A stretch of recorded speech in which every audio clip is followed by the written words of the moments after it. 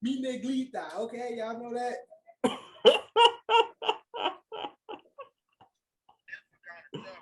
Yeah, I'm fucking Nah, cause niggas be assuming because I'm in the Bronx and shit. I'm in Spanish part of the Bronx. I'm from Dominican descent and shit. Like, no, bro, I'm not. I'm black.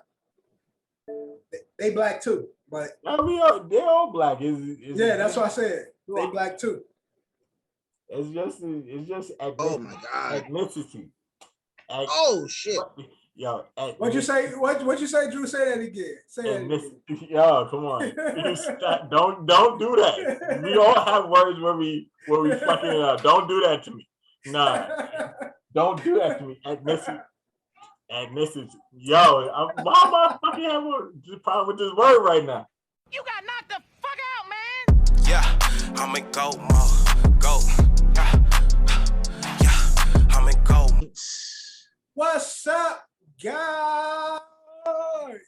Welcome to a new episode of the OSA Out of Shape Allstars Season 2, Episode 19. Now, this is the 69th episode overall. A will be with us shortly. 69, dog.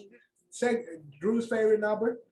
But again, overall 69th episode. Ed will be with us later, but we have the pleasure of having Bubble Boy back with us today. Just GQ is in the building. Welcome back. What up, everybody? Happy to be back. Thank you. Two off that IL. Let's go. He off the IL, man, coming in. Now, like always, this episode is brought to you by Coach Capsule, sponsored by Don's LLC. Like I said, DQ is in the building. Drew is in the building. Johnny's rapping for Big Blue. Cam got the Don's on rapping. You already know. And I'm here as well. My mom called me Devin. Oh, and I can't forget. You know what we about time. Drew is repping time. He repping Jamaica today. Boom, boom. Give me a jerk. We'll get into that later. We'll get into that later.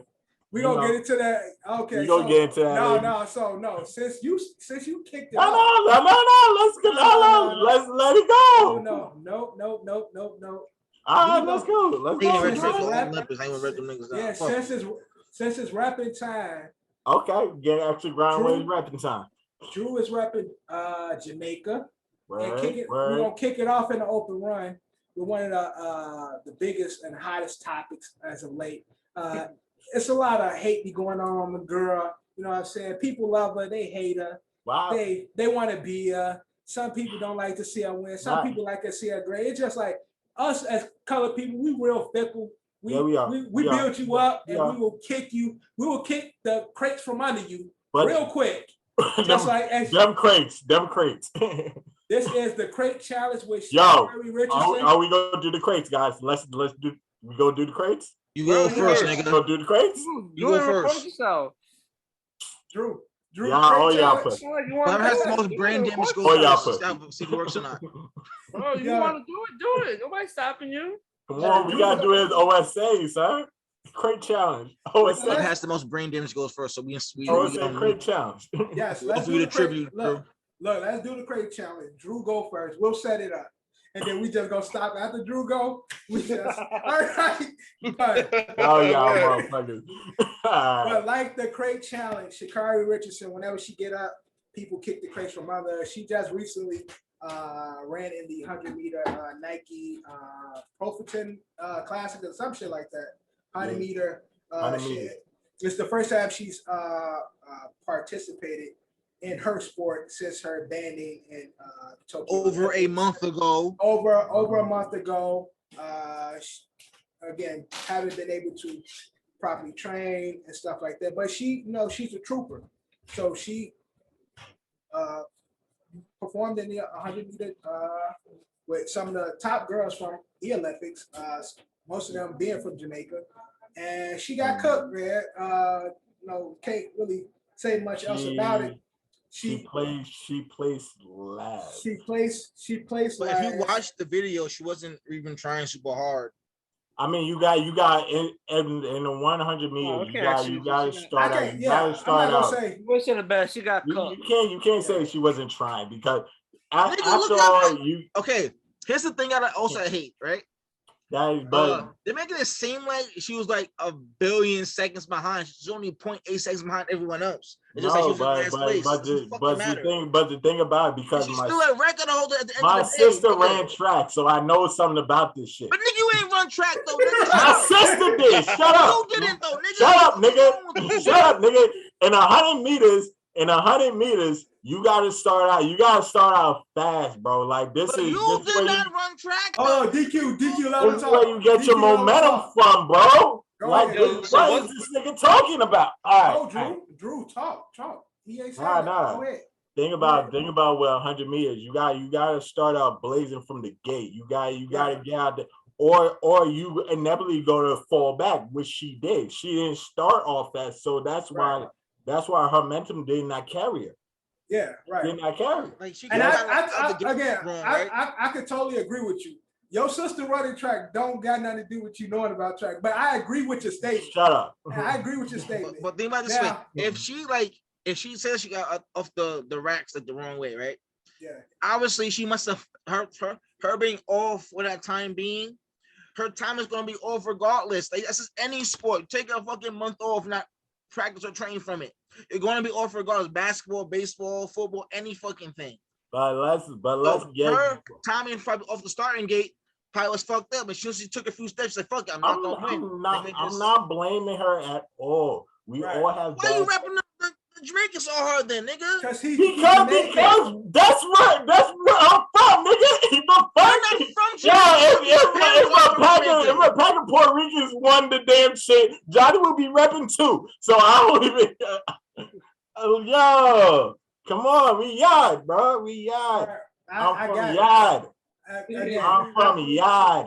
I'm not mad at Drew for rapping Jamaica. The Jamaican girls are fucking fire. They dope. They handle. They doing their thing again. My issue is more of the people. It's not even the athletes because again, she lost. She was in last. It wasn't like she was dusted by them. They all faster than any of our ass. Yeah, of course. It's just again, she hasn't been training with the elites. So of course I expect her to be not on her caliber. My biggest issue is not even the athletes. It's again the people the same people that hold her up on the pedestal and just loving everything about her are the same people that's so quick to break her down, knowing that what she's been up against, knowing that she hasn't been proper trained. I expect her to do more. And now that she's she's not done. As what she's saying at the end, like she said, she's not done. She's still the 6th fastest woman ever. Of course. And so I expect her to use this. This was a piece of humble pie. And I think this showed her like, okay, here's the cause and effect of not being able to participate with the elites, with the best training. Here's what happens now that we got everything squared away. We had it, facial penalties and all that shit. I expect her to be in the running with the rest of the top girls from Jamaica because again, even with her getting the proper training, those girls from Jamaica ain't no easy feat. Like she's still gonna have to. The girls from Jamaica, the girls from Jamaica, they won their medals, but you know. You got Elaine Thompson. Like she probably wasn't there, and she was gonna be at that track meet. Right. He was like, we're gonna show her. We gonna get down. Elaine Thompson Harris, the one that got first. Yeah. They also said she was like 5/10 of being Flojo. Yeah, right. Flojo, bro. Like right. She had the second. Was 5/10, like 5/10 away on being that record, bro. She had the second fastest time in that particular event. Yeah, so the only thing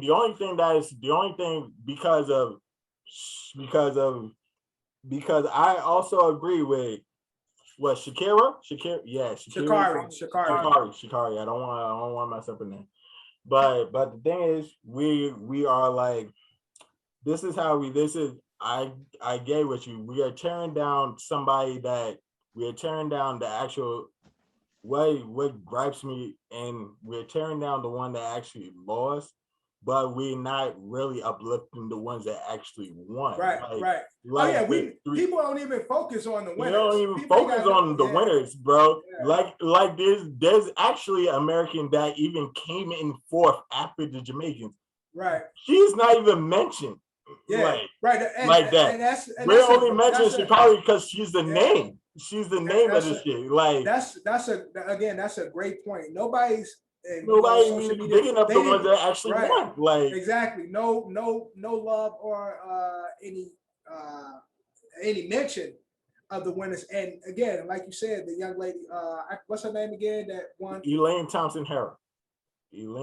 What she did is historic. Yes. No mention of it. Nobody cares.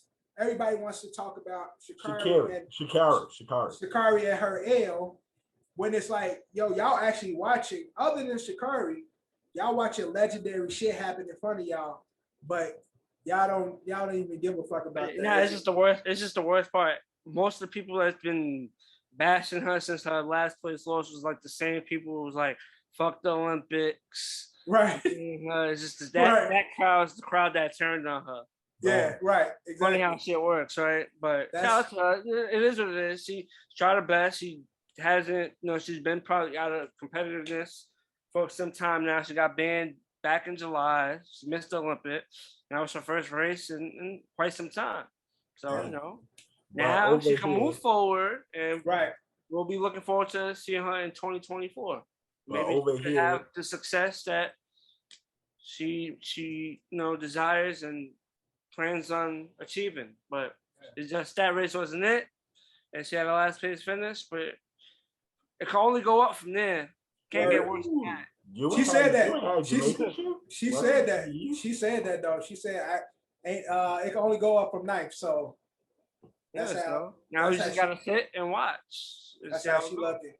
But now again, I don't know how many other events do they have like outside of the Olympics. And the thing about Shikari, she pulled out the 200 meter. Like she pulled out the 200. She pulled out the one. Probably that's what adds to that. She placed ninth, all the way ninth in the 100 meter, and instead of going with the 200 meter, she decided at then to bow out. That creates the more of the aspect, but I like to give the credits to Jamaican bred Elaine Thompson-Herah first place, right? Shelly Ann Fraser Price second, and Sharika Jackson third. So 1, 2, 3 Jamaicans, we killing it. Yo, West Indian people love Shelly Ann.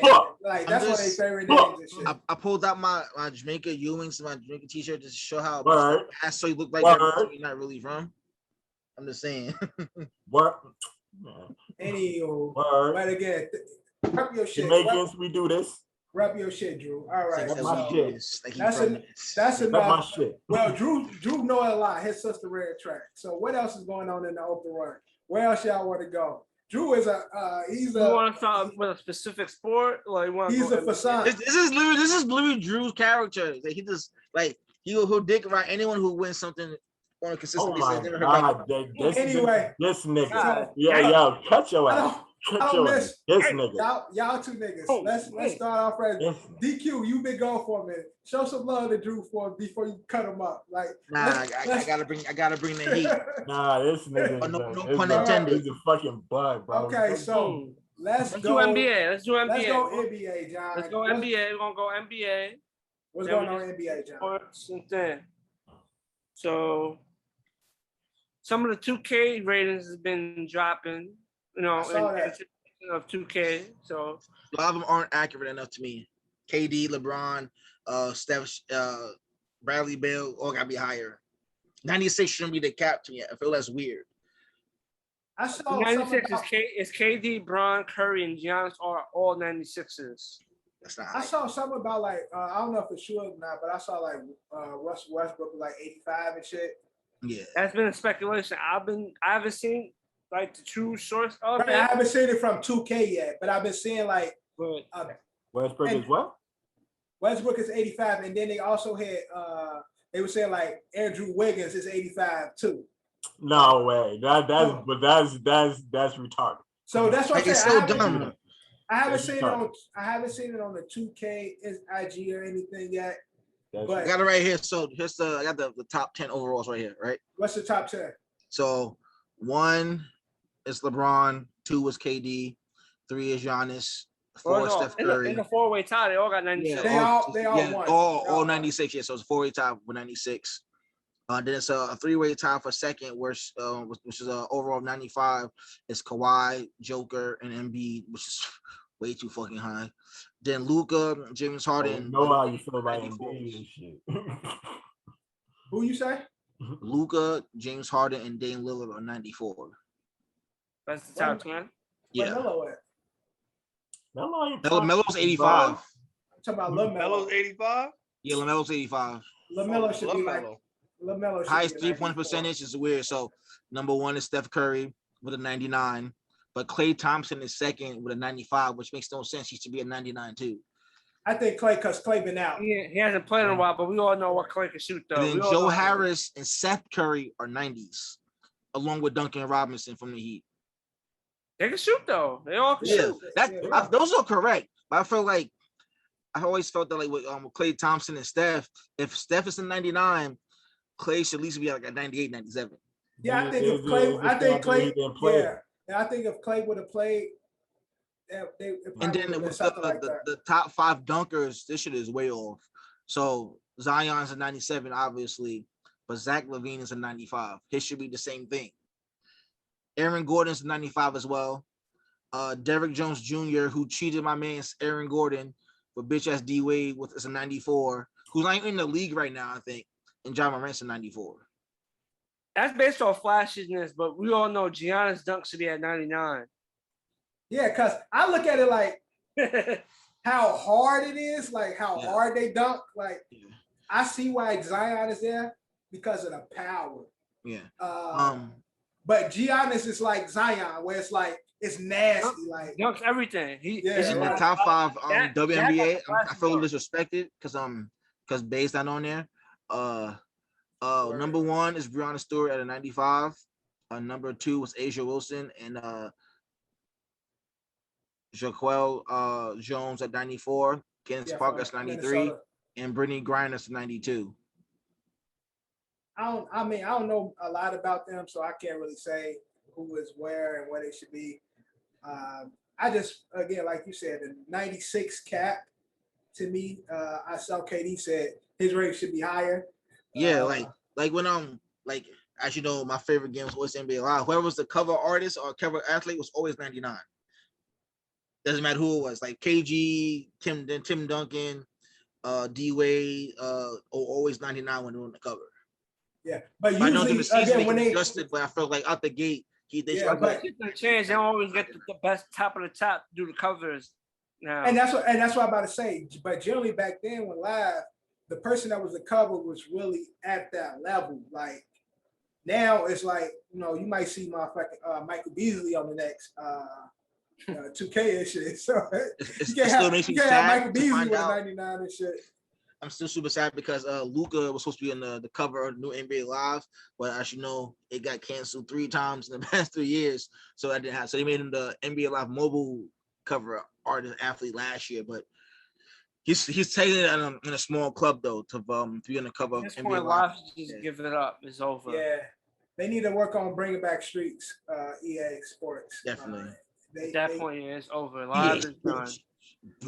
Even though I like the last live.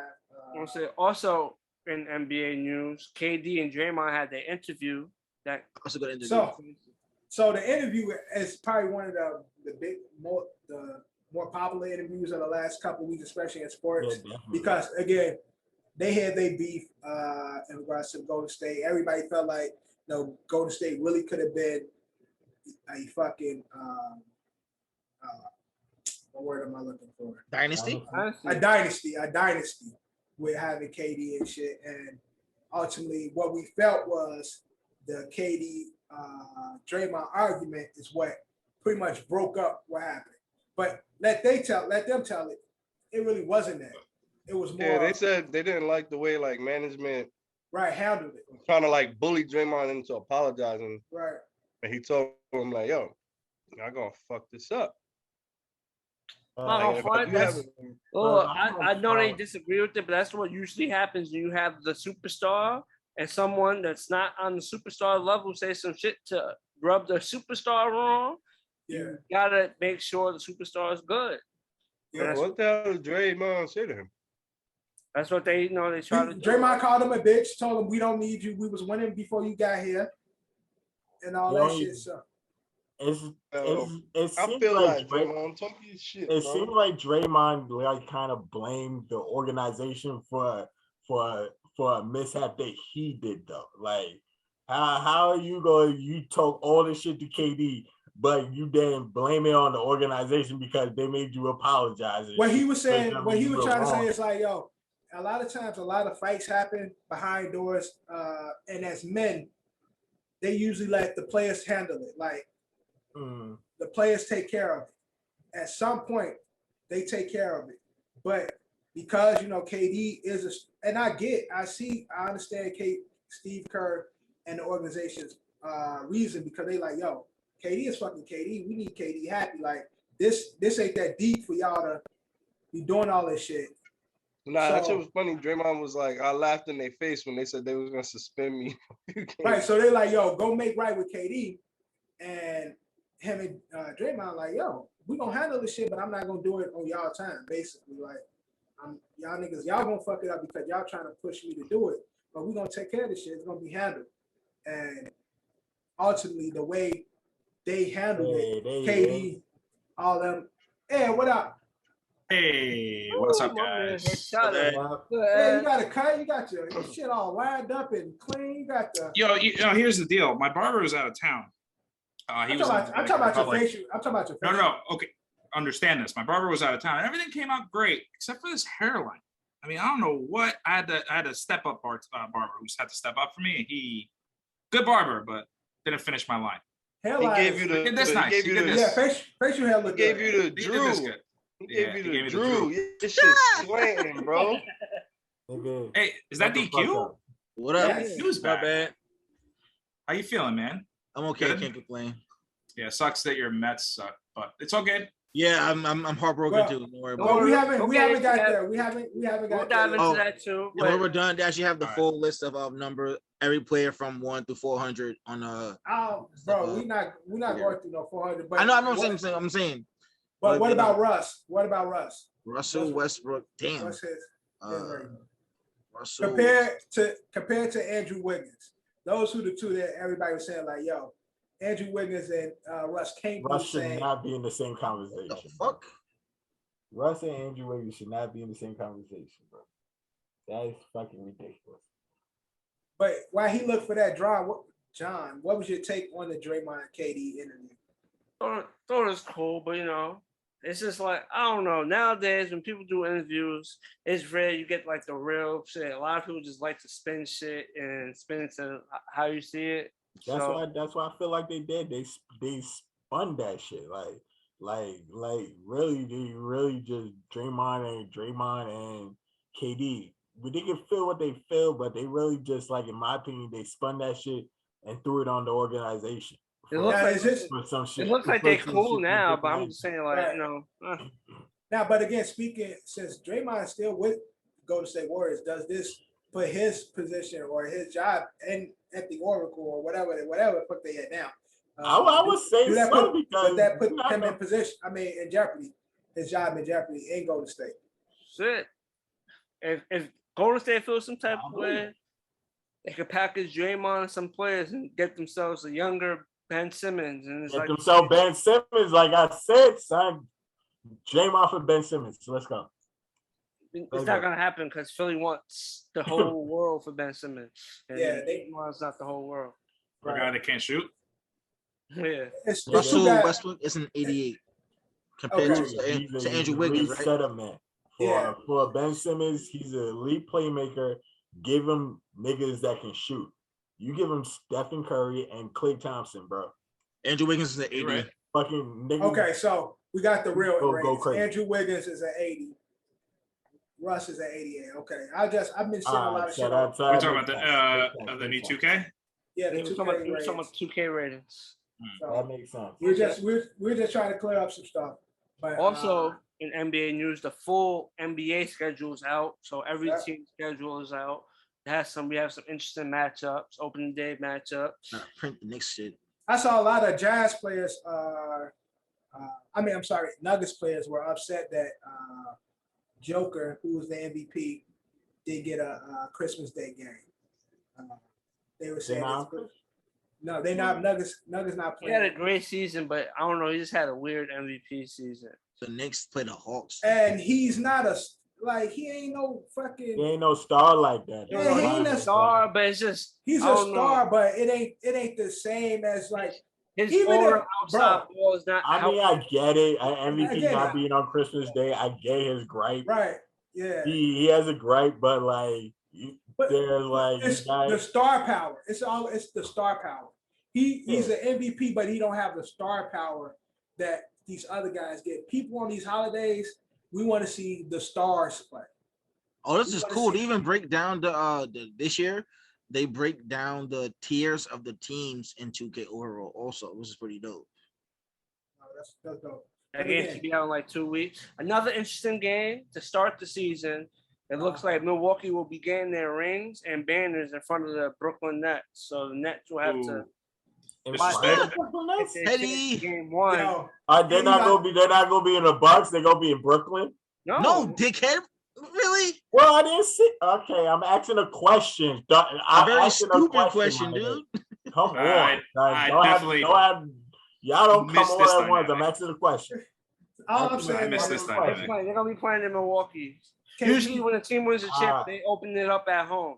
All right, but you said KD they're gonna put doing up it in front of Brooklyn. Yeah, Brooklyn that's gotta why I watch them get said their that. rings and thing because they play in Brooklyn. That's the first game. So the team that's gonna see them get the banner raised and them get their rings is gonna be the Brooklyn Nets. They're not doing it in front of. They're not doing it in front of Brooklyn in regards to Brooklyn. It's the city of Brooklyn. Yeah, that's why I took it. When you say they playing in front of Brooklyn, I thought you say like they were playing. When niggas don't watch basketball, they don't understand how that works. But anyway, this nigga, like he knows what the fuck I mean. Like he just want to make noise for no fucking reason. I swear I hate him. Also in the NBA, Miami Heat, they are mandating that all staff be vaccinated by September 1st. Now, as we know, the Pfizer, which is FDA approved by the FDA. So unless you have any religious reasons or medical reasons to not get the vaccination, the Miami Heat organization is mandating in order for you to come to work, including players, you have to be vaccinated. May not want no vaccine. That's tough. I mean, Miami. I think that was gonna be a course of action because as long as one of their best players saying, "Nah, I don't know about that," they all gonna get vaccinated. I mean, yeah, I have to have Jimmy. He always had a high stand like that. Vax. Jimmy. He don't even allow the players to even come to camp out of shape to get fined for that. So I can see why they want them all to be vaccinated. Yeah, Pat Riley laying down the law. Yeah, Pat Riley had some crazy ass rules. Yeah. Nigga almost got Antoine Walker fired after one season. Pat Riley's that man up. So and again, they the first to make this mandate. I honestly see it happening across the league because again, as approvals from the FDA come out, I can see Moderna being approved soon. Johnson & Johnson, that shit motherfucker ain't gonna never get approved. I don't think they definitely not. God damn you bastards at Johnson & Johnson. But they ain't never gonna approve those bastards. But Moderna, Pfizer being the first, Moderna probably right behind them. For those who are vaccinated, which ones did y'all get? I got the Modernas. I have the Moderna as well. So didn't get sick at all either. You got the Johnson & Johnson approved one. Oh, you got the Pfizer? Yeah. So I again, other than a sore arm, I was good. Same. You have superpowers now, Dad. I hope it's invisibility because I'm gonna rob somebody. But yeah, so that's happening in Miami. Hope we'll see what happens across the league because again, I see it. Miami's the first. I don't think they'll be the last. Also in the NBA, Jared Dudley retires. That bum. And he's now joined Dallas Mavericks as an assistant coach. Assistant coach. All right. Yeah. So. Braun actually spoke about that. I think he wanted the Lakers to retain him, even if he retired. I think they wanted him to become part of the staff. Yeah. He was upset that they let him go. He was definitely a coach because he didn't play. So also speaking of LeBron, the Washed King is back. LeBron got 0 votes for the best player in the NBA, and now he went on a little Twitter rant. Little tangent. Yeah. The return of the Washed King. Be on the lookout for the Washed King. He got something. And Draymond is part of the Washed team. You saw he reported. I don't know about that. That spot. They're in 2 different boats. They're in 2 different spots. The Washed King, the Washed team. Who all on the Washed team? You got LeBron. You got Draymond. You got who? Melo. Shit, the Lakers starting 5, pretty much. My God. I'm not saying that they washed. I'm just saying like because of they're older and careers, they have injured AD. You would consider them the washed team, but they are one of the best teams in the league. And speaking of best teams, ESPN dropped their power rankings with. Nets being number 1, Bucks being number 2, Lakers number 3, Suns number 4, and the Jazz at number 5 for the interesting ESPN power rankings. It's power rankings, but that's preseason. That's way too early prediction. You know what I'm saying? This is as of right now. 5 best teams next year or next season because it's literally like a month and some change away. Well, I see 4. I agree with. I can see 4 of them still holding that spot. Nets, Bucks, Lakers, Suns, Jazz. I don't know, but the other 4 though, the top 4 position wise might change, but I think that's really like to me the top 4. Just early prediction, early feelings. That's how I feel. I think those 4. Say 5 again. So. Nets at 1, Bucks at 2, Lakers, Phoenix, and Utah. So no love for Philly. No love for Philly. Chicago Bulls ain't improving. Chicago Bulls we got a good coming next year. No Kawhi most of next year. And with the Clippers, you're gonna miss some time. So the Clippers, but the Clippers made some solid moves. I mean, Denver maybe, but is Denver enough to to move one of these spots, one of these teams to say, nah, Denver deserves a 5 or a 4 or anything. As of right now, can you do that for Denver or any other team? Can you say, this team should be there? Philly should have got a little more love, but the Ben Simmons. Yeah, I think because of the unknown with Ben Simmons plays a big part in why Sixers are not here. You see me actually a therapist or a hypnotist because I understand how he. He's gotten a little tougher. He's got some. Oh yeah, definitely. Right, he's definitely going to be more competitive next year. But again, with these teams, of those teams that's gotten better, Miami, all that stuff, can you take one of these teams out and put one of them Eastern teams in?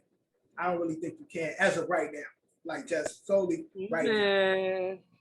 They could have even threw Golden State in there. The return of Clay is on the horizon. So, but that's a lot of the unknown, though, John. Like, when Clay plays, we know what Clay gonna do. That's true, John. That's true. But Golden State ain't gonna go from injured Clay, almost career-ending Clay, bubble smashing or play-in game Steph to be in the top 5 of the NBA. No, you're right though. But like I said, it's preseason. I'm pretty sure by the time the season starts and stuff, that whole list probably be a little different. Oh yeah, definitely. I wouldn't say by season beginning, but definitely by mid-season, season end, we will definitely have a change in the list. Okay. Also in the NBA, Jackie McMullen retired. Jackie Mullins, Chris right? McMullen. Right. What happened? What? What'd you just say, Drew?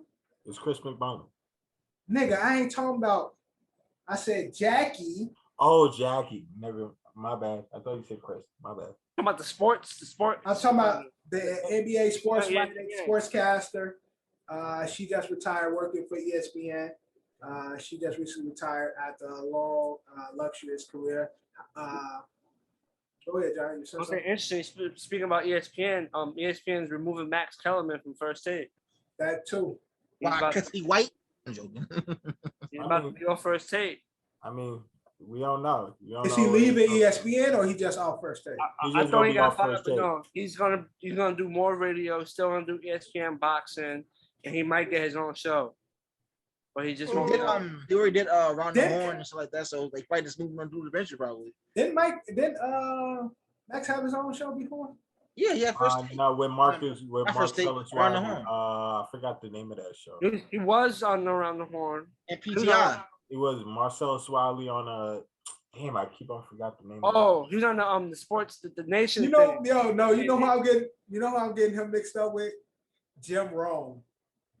Oh, Jim Rome is burning that dude. That dude yeah, sucked. remember Jim Rome? Rome on fire. Rome is burning and shit. I don't know why. Something like that. Max Kellerman used to be on that show with Marcellus Wiley and Michelle B. I don't know why I'm seeing Sports Nation. Yeah, I don't know why I'm seeing Jim Rome and Max Kellerman as the same person, but we'll see. Who should be a good counter for Stephen A? Because it seems like nobody lasts. It's gonna be just Chalmers. I'm joking. It's gonna be a whole bunch of guests. It's just gonna be Stephen A versus everybody. Well, they're fishing for a new host right now.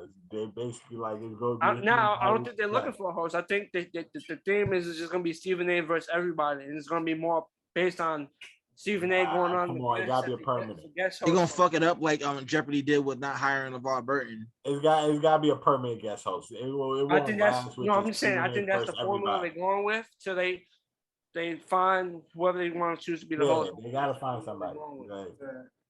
Maybe they should have the big bald head dude that be on there all the time. Kamani? No, the black dude who used to play with Dallas. Marcus Spears. Yeah, Marcus Spears. Have Marcus Spears on there. Hey, G, let me tell you, G. Hey, G. I think my favorite candidate, since you did the voice already, I think you got to do a little Shaq impression. Stephen A. and Shaq. Imagine that. Hey, Steve, you want to go talk to me like that? Nah, Shaq is already killing on Inside the NBA. Yeah, he killed it. No, we can't mess that up. Keep those guys together. That's the best show in sports. But John, you got some more NBA? Terry Rozier signed a 4-year, $97 million extension. Who did? Terry Rozier, the Hornets signed him to a 4-year, $97 million extension. Wow. And the Celtics plan to retire Kevin Garnett's jersey March 13th, 2022. They plan, and it's funny because recently KG posted a picture on social media, but he cropped Ray Allen out the picture. It was a picture. Y'all be niggas mad with God. Ray Allen. There's no loyalty and Bass niggas still stuck on that. Nigga, he Rondo. He went to KG. He could have left for any other team. He went to they was going against. Can't do that. Yeah. No, Rondo. Paul Pierce, KG, none of them fuck with Ray Allen. For real, like y'all are fucking petty. Listen, Ray could have left to any other team, but he went to the team that they was competing with. In their eyes, that's a funny move. Not saying Ray Allen's a funny person or anything, but in their eyes, it's like, bro, we trying to beat them. You gonna leave us? Right. We won a championship together though. Like we already won. In 2008, y'all don't remember the good times and shit. Y'all don't remember 2008 though. We all won together in 2008. It was all good till he went to put that Miami Heat jersey on. Like I said, he flipped. He would have been fine. They probably still would have been mad, but not this mad if he would have went to any other team. The fact that team. He was smart though. To the finals. He wanted better colorways than his Jordan. So fuck, I'm gonna go to Miami, get some fire. So he wanted some better colorways than any other team. There's other colorways. I can't front those championship 11s is sick. The white red on it. He flipped like all the BDs in Chicago. Flip GD instead of all that like flipping. They don't flip, bro. They don't do no flipping. Only thing else I got in NBA is I posted it, but Club Shake Shake. He was really though. Yeah, that shit was funny as fuck. Yeah, Allen Iverson and Al Harrington on it, and the nigga Al Harrington said, "You a hoe." This nigga Michael Jordan used to call everybody hoes and shit. He was like, "You a hoe." And he told him, I was OG, but you ain't just gonna be calling me no hoe and shit. Bitch, you a hoe. You a hoe. And then he called Iverson a little bitch. Like, that nigga Mike is disrespectful, man. I just wanted to say that because that shit was funny to say. I was crying watching that. But that's all I got for the NBA. Anything else in NBA you guys got? All right, we're jumping into MLB. We are getting close. It's close. Wild card. Is what happened, John? Before we get in there, I knew I had one more thing left. I missed it, but it also ties in with MLB. Giannis is a new part owner of the exactly. So that's crazy. So I was going to bring it up. Brewers? I was going to bring it up in baseball. MLB. Oh, that makes sense. I don't know. I had it written down. I just didn't know where to categorize it because I was NBA star. Right. Oh, good transition, John. Great. Perfect transition. Do the Milwaukee Brewers know who Giannis is as opposed to the other way around when A-Rod bought a NBA team and no one knew who he was? He just won. Sure he just brought Milwaukee a fucking championship. Everybody know who he is. Everybody in that fucking city. They know who probably got his picture on bus stops. Exactly. That nigga got. If they had freaking Greg Oden, they're making his statue right now. In 2007, I went to Portland for the first time. This nigga Greg Oden, Brandon Roy, and Marcus Aldridge's poster was everywhere. If that's how it is in fucking Portland, I can imagine how it is in Milwaukee. And they didn't win shit. So Milwaukee, y'all just brought the city of Milwaukee a fucking championship. That's when everybody, if your team, if you don't even watch basketball, but if a championship is brought to your city, everybody is celebrating it. So I'm pretty sure everybody in fucking. You're going to school, you're going to work, you're going to talk to someone that's going to be bragging about that. Oh my God, we fucking won. Giannis posters is probably on all the freeways and all the big spots and shit. Well, we got probably got billboards. He probably working on his statue. Word. All that shit. But again, like John said, Giannis is now a shareholder and part owner of the Milwaukee Brewers. So good shit, Giannis. Get your bag, bro. Get your bag. Hopefully now you got your brothers play over there because they can't get no Yeah. So they go play with the Brewers. So in baseball, wild card race is underway. We don't touch on the teams in New York. First, we're gonna get to the bad. The Mets started off hot, cooking. Browns fucked it up. Niggas can't hit for shit, man. Well, here's the deal. I got not DQ because he basically hasn't been here all season, and it's not his fault. But there's a lot of Met fans. They walked up to me all April, all May.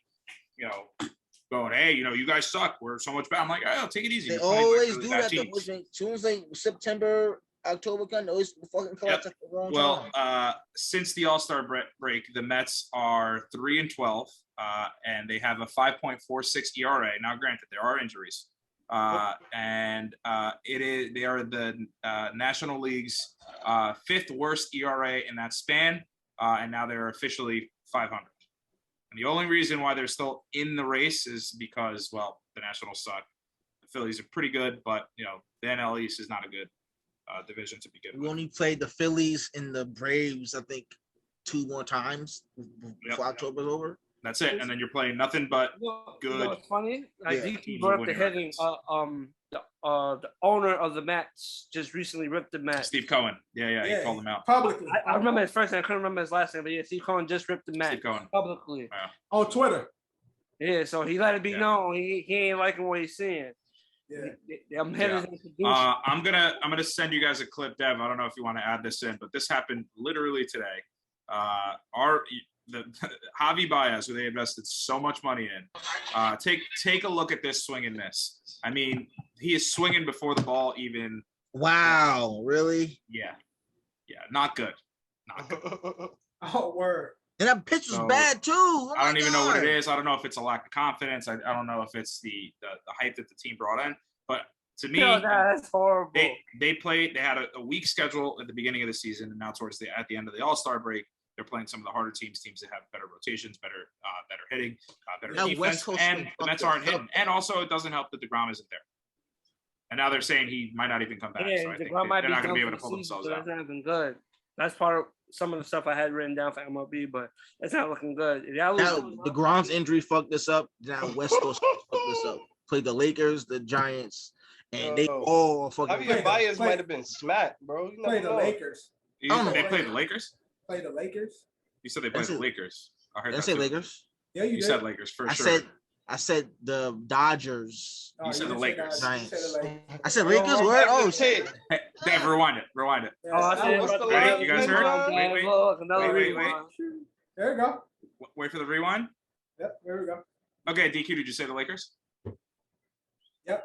Yeah, you said the Lakers. Yeah, you said the Lakers. Everyone heard you say Lakers. All right, but yeah, so that's the Mets. Yankees getting hot. Right time. Looking All-star good. break happened. Trades happened, and it's working out, man. 10 games in a row? 10 games now. 10 games in a row. Kicking ass, too. Not like really kicking ass. So my Yankees fans, what do the Yankees have to do to keep this going? What do the Bronx Bombers have to do to keep the hot streak going? Can we keep it going? Kev, take it away. We could definitely keep it going. We could keep somebody in the bullpen in case Chapman decides he's gonna, stink up the joint. And Chad Green too, because he's been blowing some games too. Yeah, this new rule, they gotta face at least 3 batters. Like, hold on, explain that. So they introduced the rule. What was it? Was it last year? Last year. Last year they introduced a rule where like each pitcher at least has to face a minimum of 3 batters. Yeah, when they're coming out of the bullpen. I like that rule. So it used to be, certain guys used to be like, they used to be setup men. So like, you got a lefty coming up and it's like, all right, I'm just going to throw to him. And middle relief after I'm done with him, I'm out. Oh, okay. Gotcha. It's just like at a certain point, it's like you watching the game, they just subbed in 3 pitches. This pitcher faced that batter, this pitcher faced that batter, and this pitcher faced that batter. It's another way for them to try and speed up the game. Yeah, for sure. I actually like the rule. Yeah, I don't hate it. But I'm saying, like, strategically though, like you might put a left hand. Okay, you got a right hand batter up, so you put the left hand pitcher on the right hand pitcher in. And then now it's a left hand batter. All right, so switch it up. Like that's my how you take that away from me? Like that's as a manager. Listen, dude, some guys made like millions, and all they do is throw like 7 pitches like twice a week. And now those setup men have to change things up and become either middle relief guys or try to set up. What's the message? Give him familiar. Oh my God, he's annoying. But my whole thing is, what's the point of? Like, what's the end game of doing this rule? It's to speed up the game. Speed up the game. Tempo. It takes time. It's time consuming. To switch them out. Yeah. If you're watching the game, it goes to a commercial break. If you're at the game, you're like, all right, whatever. And then you just go on your phone. He comes out and he got to stop the game again and let the other guy come out. I think it's fine. Listen, if you're getting paid millions, you should be at least able to do 1 inning at least. One? You can't do 1 inning. Can't pitch 1 inning as $1 million pitcher. Nah, but yo, you're right. You say that, but John, right now, until Chapman's like 100% like himself again, you don't want him to. Innings lost, bro. We going home with an L. Look, for that, you know what you do? You put in a pitcher previously before that and let him face 3 batters. Let him get the 2 outs and let Chapman he could get the last out. Chapman and the Yankees is like the equivalent of Journey Familia and Chapman looking a little one pitch they got. who like you cannot compare Chapman to Jeurys Familia. Jeurys Familia is the king of blowing games. You cannot compare the two.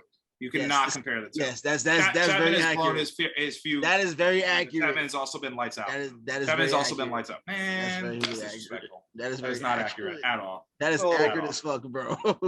to answer that finally is they just need to continue to be what they are right now, which is consistent, and they need to score when runners is on base. That's what they've been extremely good at since the All-Star break. And Boone has the long ball's back, baby. The long ball's back too. They're actually putting the ball out of the field. And finally. Boone just needs to keep doing a good job at managing. I mean, he heard the rumors and whispers. I ain't a big fan of him still, but I like how he heard the rumors and whispers, I guess, and heard Johnny too. And he's like, yo, he's been killing it, bro. He like this nigga Johnny keep throwing dirt on my name. I gotta show Johnny. And then they got, most importantly, which I love about the game now, they gotta stay active on the bases. That's been like a big thing for us, and it's exciting to see. And shout out to what's his kid's first name? I forget. Vasquez. Oh, the kid. Yeah, Vasquez. Yeah, hit his first home run. He's from the Bronx. Yeah, born and raised. Went to Fordham Prep and Fordham College. Yeah, he's currently living at his home, like in the Bronx that he grew up in, and he wears his dad's police shield on his neck, and he got his first home run the other night. Good for that kid, bro. His parents were there, and then I thought I had the record. I didn't have the record. So since the All-Star break, the Yankees are. So I'm trying to do with Dorian ass, man. Look, got him to play, baby. Yeah, 27 and 9. 27 and 9. Get him there. Just get him to the batting cage, Yankees are 27 and 9. That a tennis racket. That way he can get used to catching grounders and fly balls more efficiently. Well, I was looking for the record after the trade deadline, right now. Yes, sir.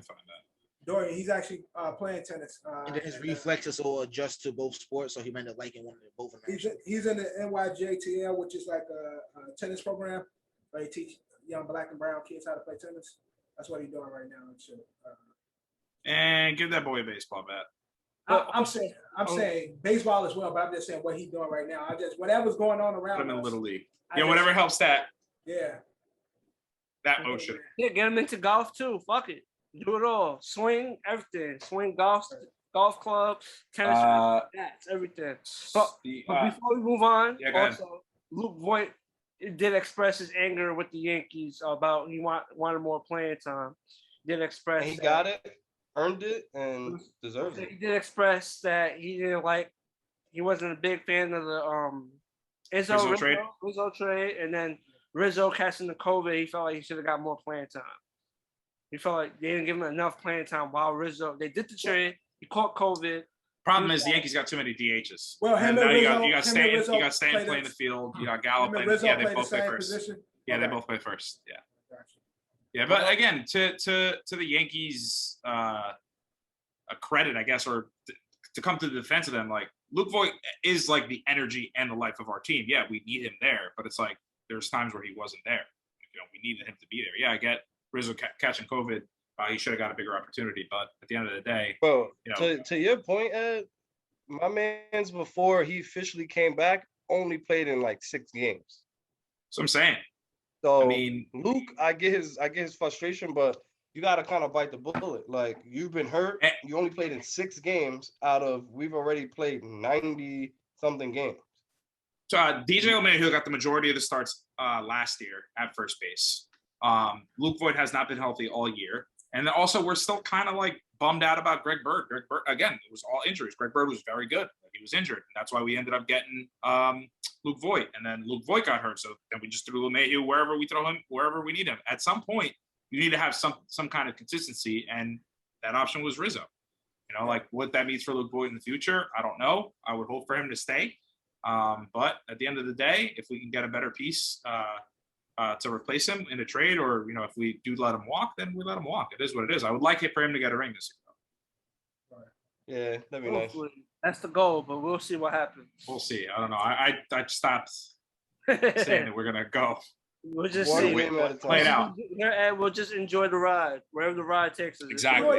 Exactly. The interesting things I've seen in baseball. Go down my list real quick. I saw that Miguel Cabrera used to. Miggy hit his 500th. Yeah, go Miggy. congratulations Yeah. to Miggy for reaching that number. Yeah. I mean, Reaching it's that club. crazy how like I started thinking about. I'm like, yo, he just hit 500. I felt like he's been playing in the league for. He really has been playing in the He league has been forever. He's playing really for a not long that. time, I mean, though. he's been playing since he was like what 17 when he finally made it up to the majors. And I believe he's like in the top, like with like Hank Aaron and like batting average and on base percentage too. So he's in some good company.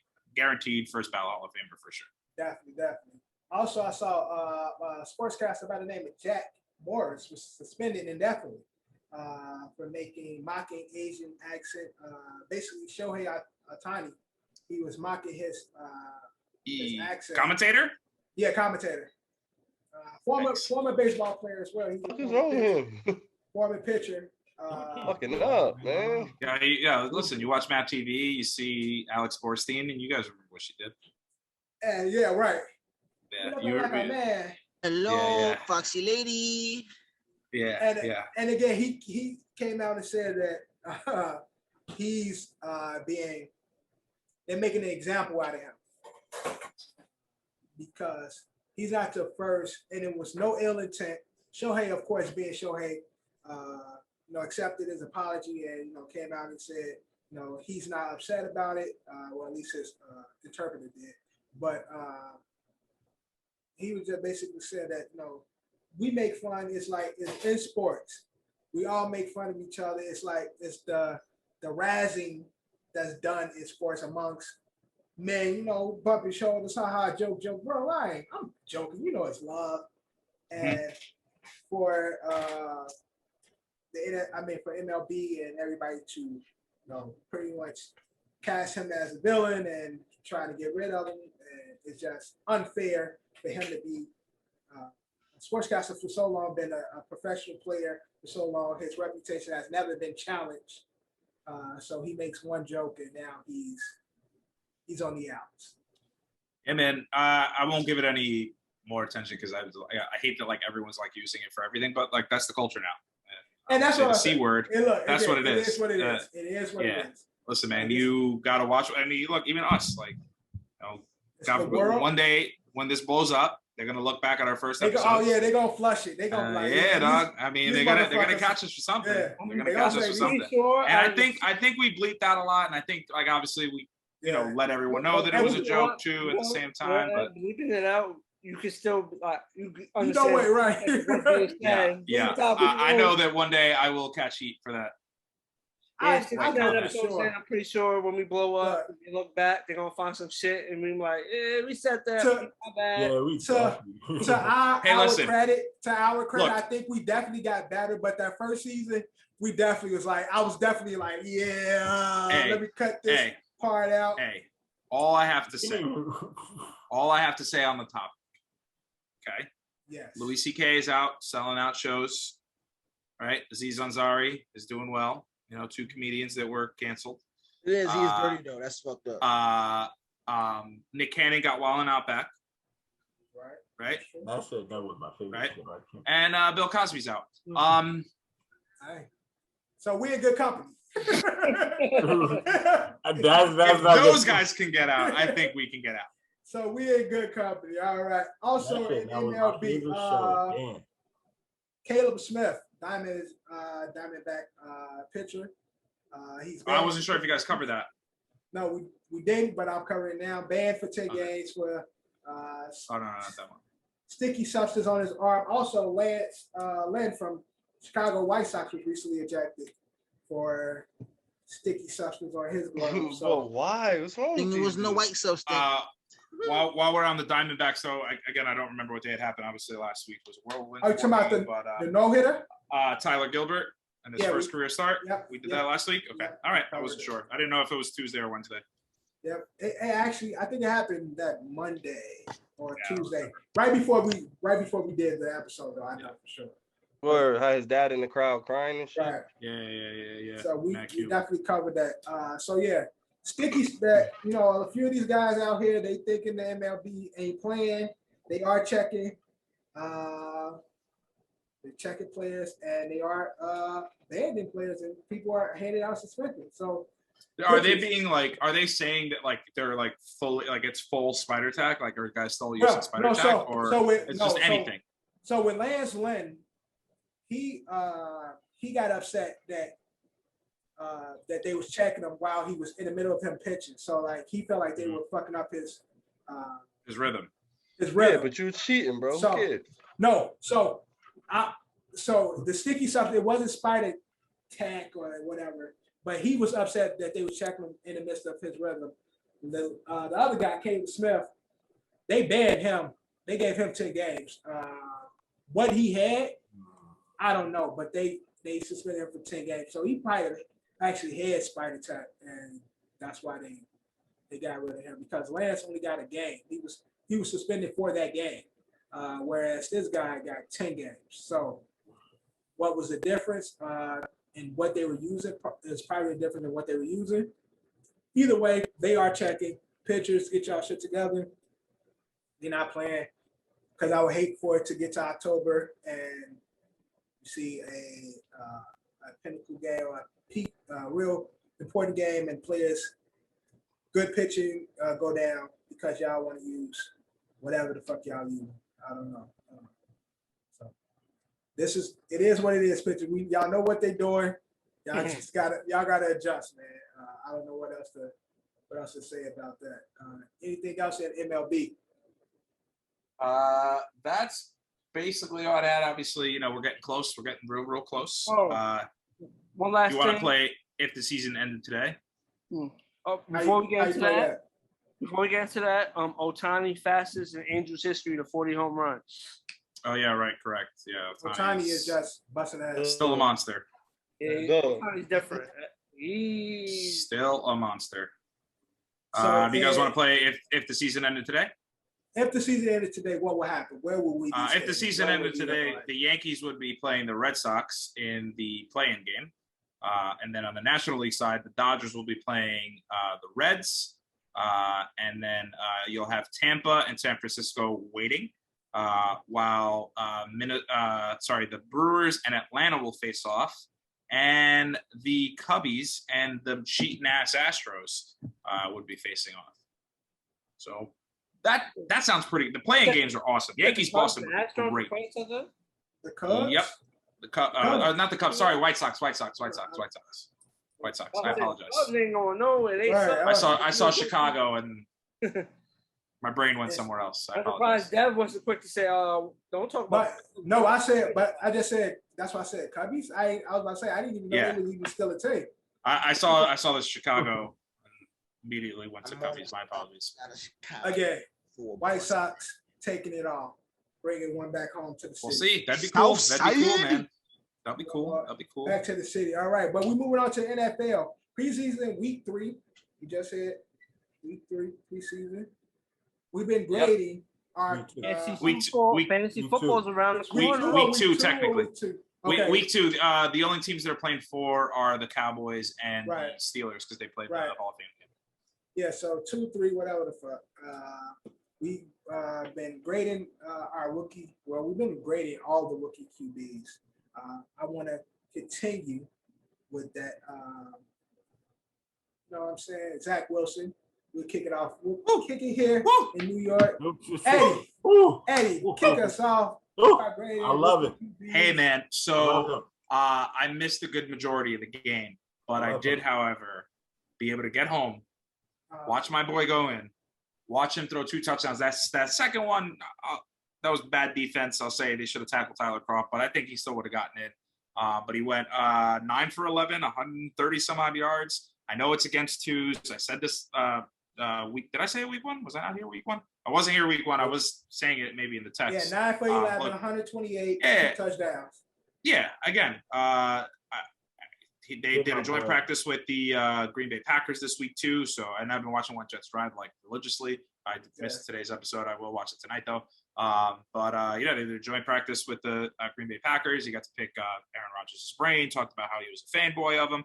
And even Aaron Rodgers said that this kid's going to do something special in this league. Can't wait to see it.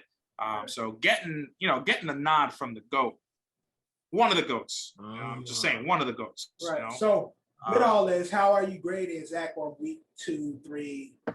Off week 2, I mean, I think he's got what it takes to be a starter in the NFL for sure. Now, is that going to play out in the regular season? A, B, C, D, or F? I'll give him a B for the preseason because there were some wobbly. That first touchdown to Tyler Croft was a little wobbly, but I mean he was wide open. He was not going to miss that anyway. Gotcha. He wasn't great on third downs except for that one deep throw out to Corey Davis. But again, it's a learning experience. I'd rather him get it all out now. I'm not going to give him an A, but I'll give him a B plus. All right. So Eddie, I'm gonna pitch it to everybody. So y'all ain't gonna grade Zach this week. John, I need you to grade Mac Jones. Now Patriots won their preseason game 35-0 against the Eagles. Oh, it's one. Okay, so it's one. So Mac Jones was 13 for 19 with 146 yards. As we know, Cam Newton wasn't there due to a COVID misunderstanding. But yeah, John, how are you grading Mac Jones week 2? He has potential, but I'm gonna give him a B minus. B minus. John. Yeah, B minus. All right. I don't think he's gonna be the starter, but we shall see. He's sure looking like he's gonna be a starter. My prediction is looking like that boy's accurate. That's all I'll say. I waited 50 some odd years. Okay, let's be fair. I waited 20 some odd years for the Jets to finally find a quarterback, and finally, when the Patriots actually need one, they get it on the fucking first try. On the first fucking try, dude. Don't say it, Mike. You don't know that yet. You don't know that yet. We will see. Might not. All right, Drew, I need you to grade Justin Fields. Now, the Bears in their preseason game, they faced the Bills. Justin Fields? I get the golden boy. Hold on, Mitchell Trubisky played. I get the golden boy? Mitch played great. Golden boy. And, but Justin Fields, he got smacked. You got smacked. I wanted to introduce a new segment, Tough Look for my guy.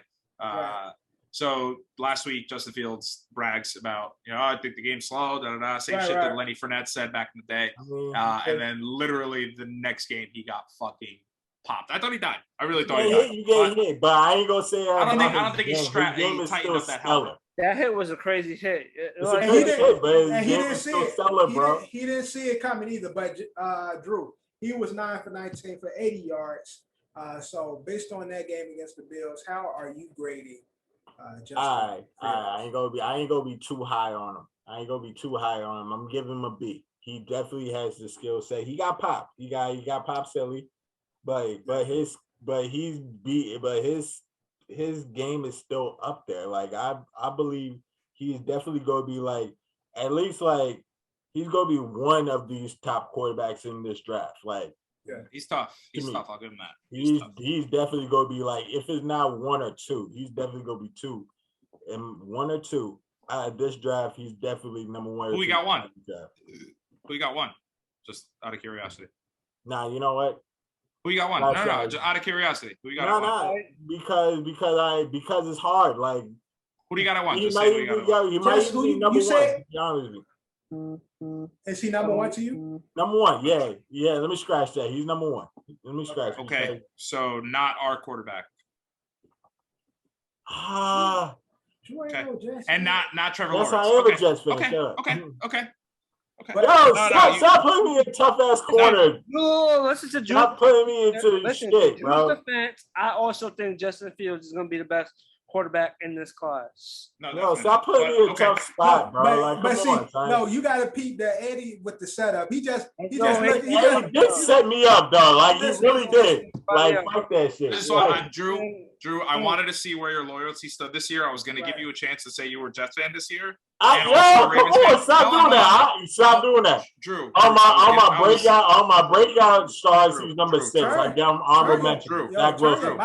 Zach Wilson, honorable 6 in my top 5. True. Fuck it. Drew, you gotta calm down. I ain't gonna calm down because my loyalty is there. Drew.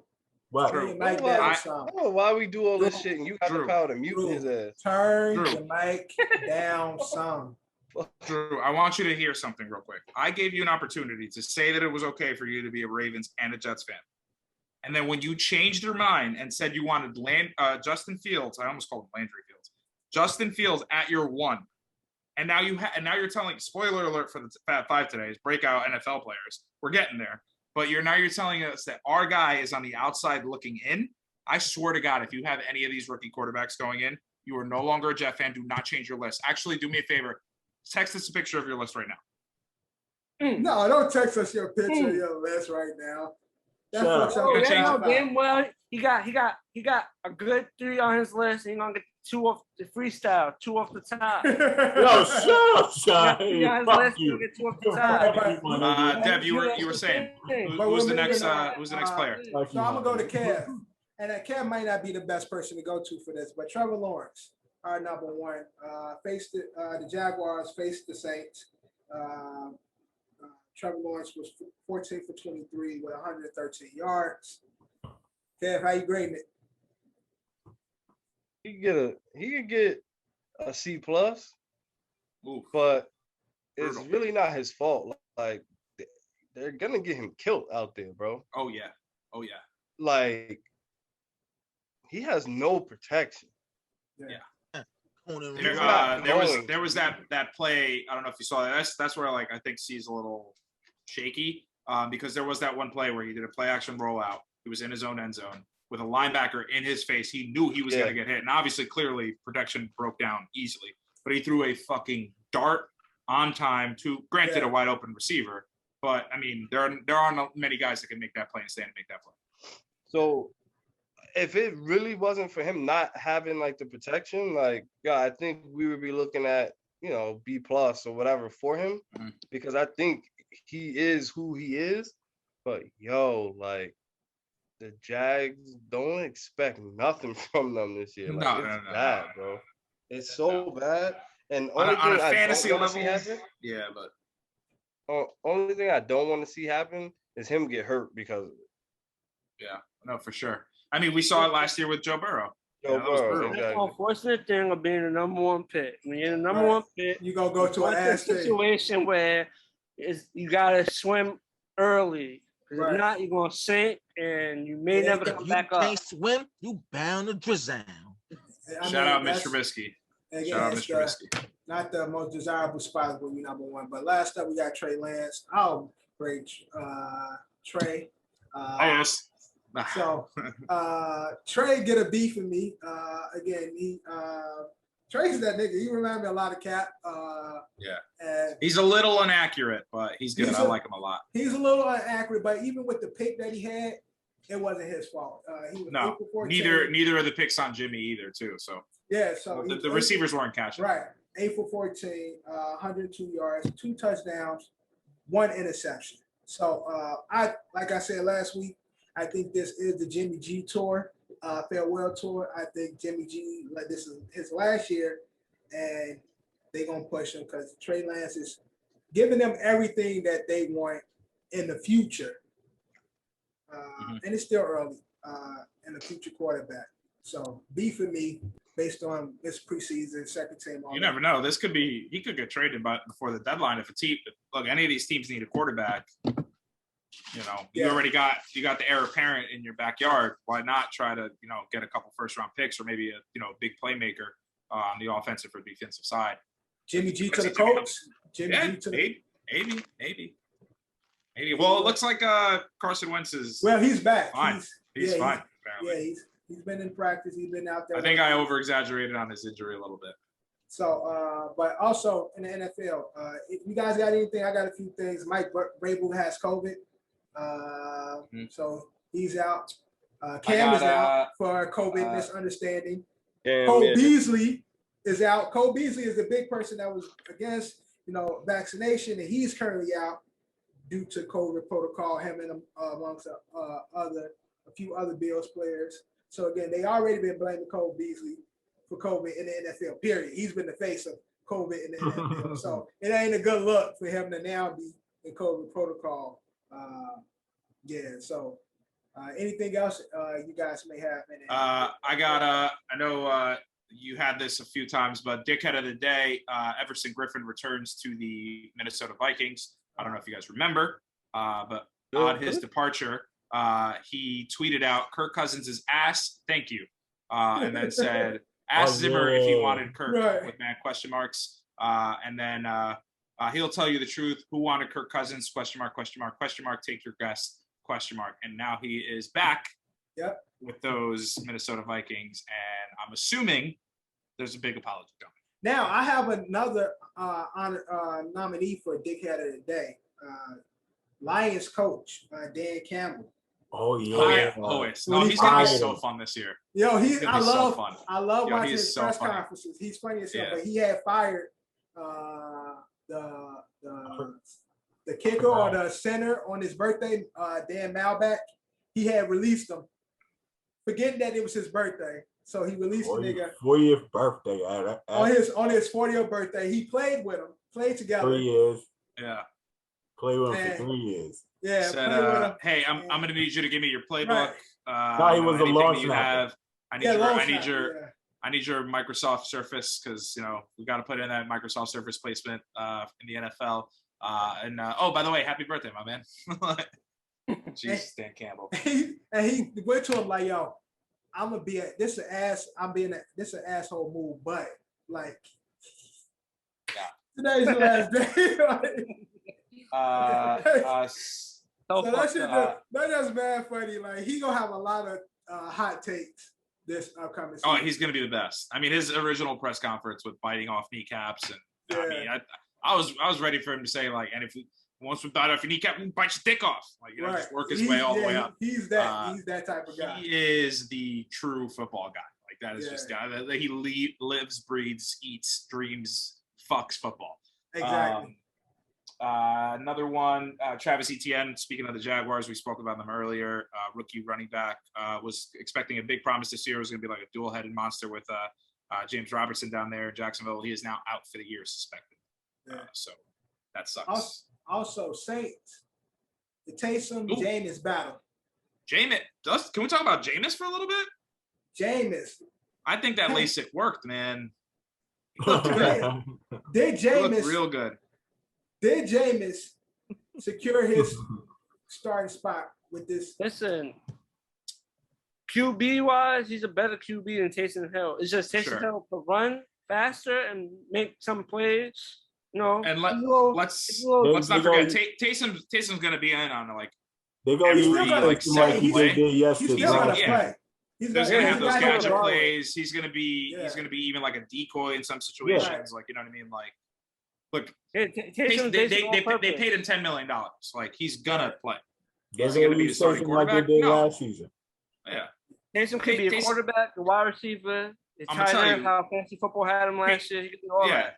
Taysom will have more rushing touchdowns and more receiving touchdowns than Jameis Winston. Jameis Winston will have more passing touchdowns. Is that fair to say? But Jameis, like I think Jameis did what he did in Tampa, but just he was blind. He was blind. But you saw the LASIK. If we don't make that the reason why he's doing it, I'm gonna say that. Yeah, he putting that ball out there, man. The guy couldn't throw more than 15 yards a couple of years back. Right. And that bomb that he dropped to what was it, Callaway? Yeah, Cooley or Callaway or somebody. Callaway, the rookie. I have his first name here. Adam Callaway. Yeah. No, wait, sorry. Marquez Callaway. Dropped a fucking dimmy on him. Yeah. And that was like, I mean, I don't have the stat tracks on it, but like he must have thrown it 40, 50 fucking yards? Yeah. Give or take. Jameis didn't do that before. I mean, and again, people forget Jameis did have that incredible season that Kev calls it his true 30 for 30. I mean, he had like over 5,000 yards. Right. Maybe let's say Jameis cuts that 30. Let's say he throws 30 touchdowns, another 30 for 30, but instead of the 30 interceptions, it's 12 interceptions. Yeah. That's a pretty good quarterback.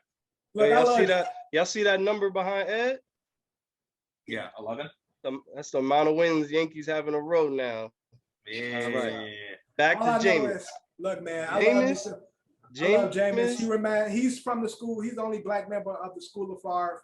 School of Fire, yeah. Yeah, but he's a Southern boy. Can I so tell you how that I fits, use that in casual conversation now? I was like, yep, that's that School of Fire shit, man. Just fucking chuck it up. And they're like, It's I real. never thought of that. I'm like, yeah. I was like, that's my boy. I was like, I didn't create that. School of Fire, man. But what you say, Kev? Nah, I said, yo, so it won't like I feel like the system that he's in now with Peyton, like Sean Payton, won't let him be like the gunslinger that he really wants to be.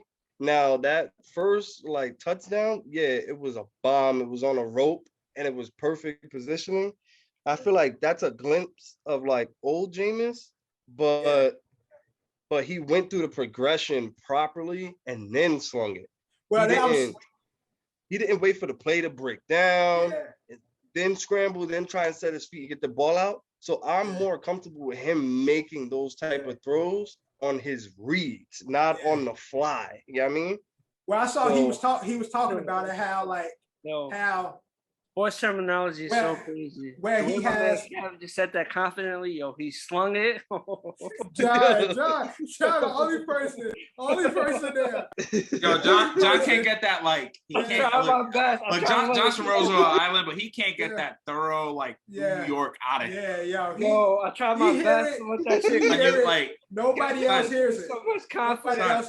We all did, and especially when we were younger, you know. But you get a little older, you know. You fuck around, you get yourself into a relationship, you fuck around even more, like me and Dev, and you get married and shit. Like you simmer down a little bit. You don't really be, you know. You start accepting other people's cultures and who they have relationships with. You have friends that, and John's just always. Terminology is a little crazy. John ears be open.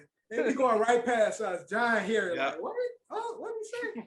All I'm saying is, Jameis even said it, like working with Sean and working with Drew, whereas it was moments where he like it's a constant mental battle because he feel like most QBs, I could put it anywhere. I can make every throw. I can make every throw, but going through my progression and getting the right read, I'm learning to do that, and it's starting to be showcasing itself. I'm gonna go ahead and say it.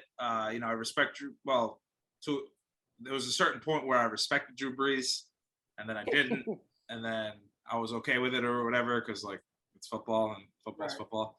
But I think in the last like 3 to 4 years, like, and again, like people were saying that they were cursed and you know whatever it might be. We've even said it on this podcast that they were cursed.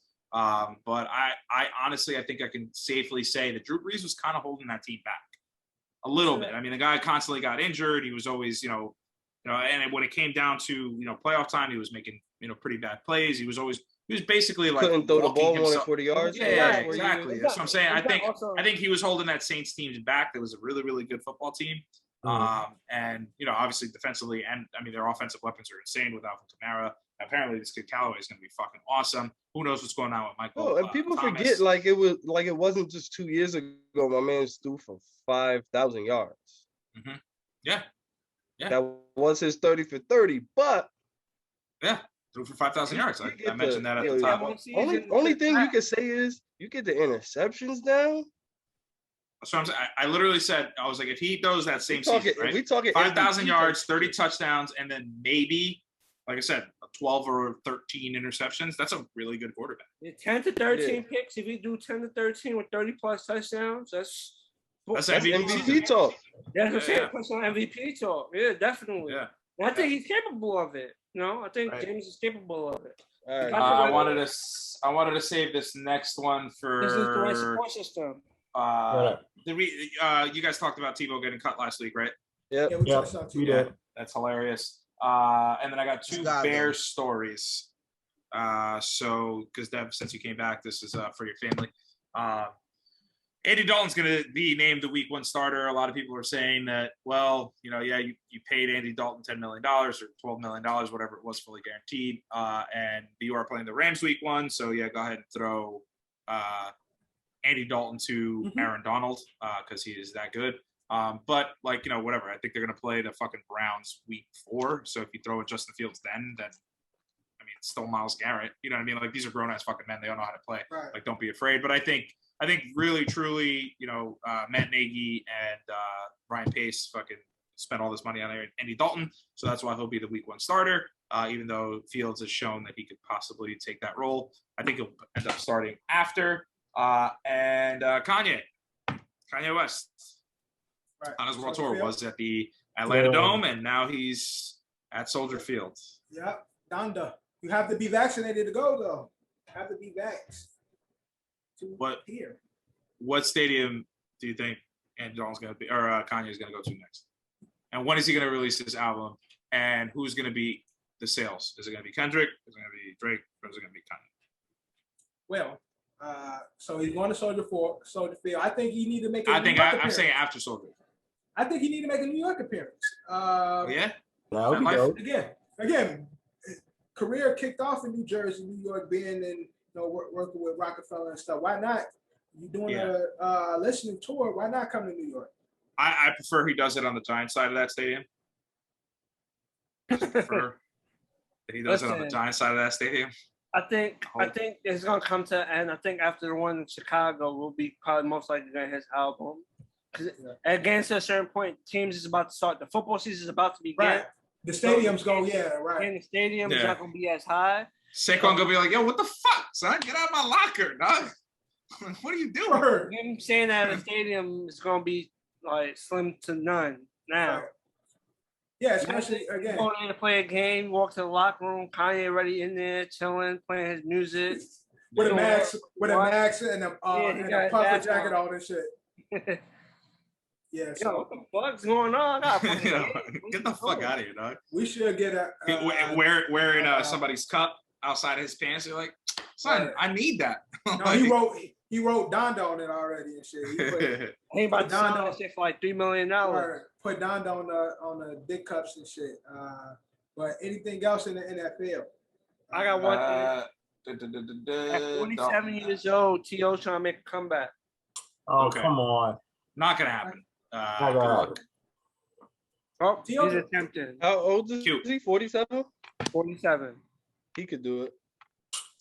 Okay, until he gets that first fucking hit, and you're gonna be like, "Hey, yo, I remember why I retired." I don't know. Right. I don't know how the process is, but I think no team is trying to work another concussion. Damn, that's number fucking 48. Who's trying to work him out? Who's trying to work him out, John? No, I said I don't think any team's gonna try to work him. They're gonna look at that age and be like, yeah. Look, if T.O. does get signed to a team, let's just say, even if it's the practice squad, he's gonna change his number from 81 to 82 because that's gonna be the amount of concussions he's had. There's no fucking way. There's no fucking way this is happening. That's funny. That's gonna be crazy. T.O., put him at tight end. Better than Tebow. Tebow. Oh, Tebow. Okay. Anything else in the NFL? Tebow just got signed to the Lakers. That's play basketball now. Tebow just jumping from sport and shit. He can do everything.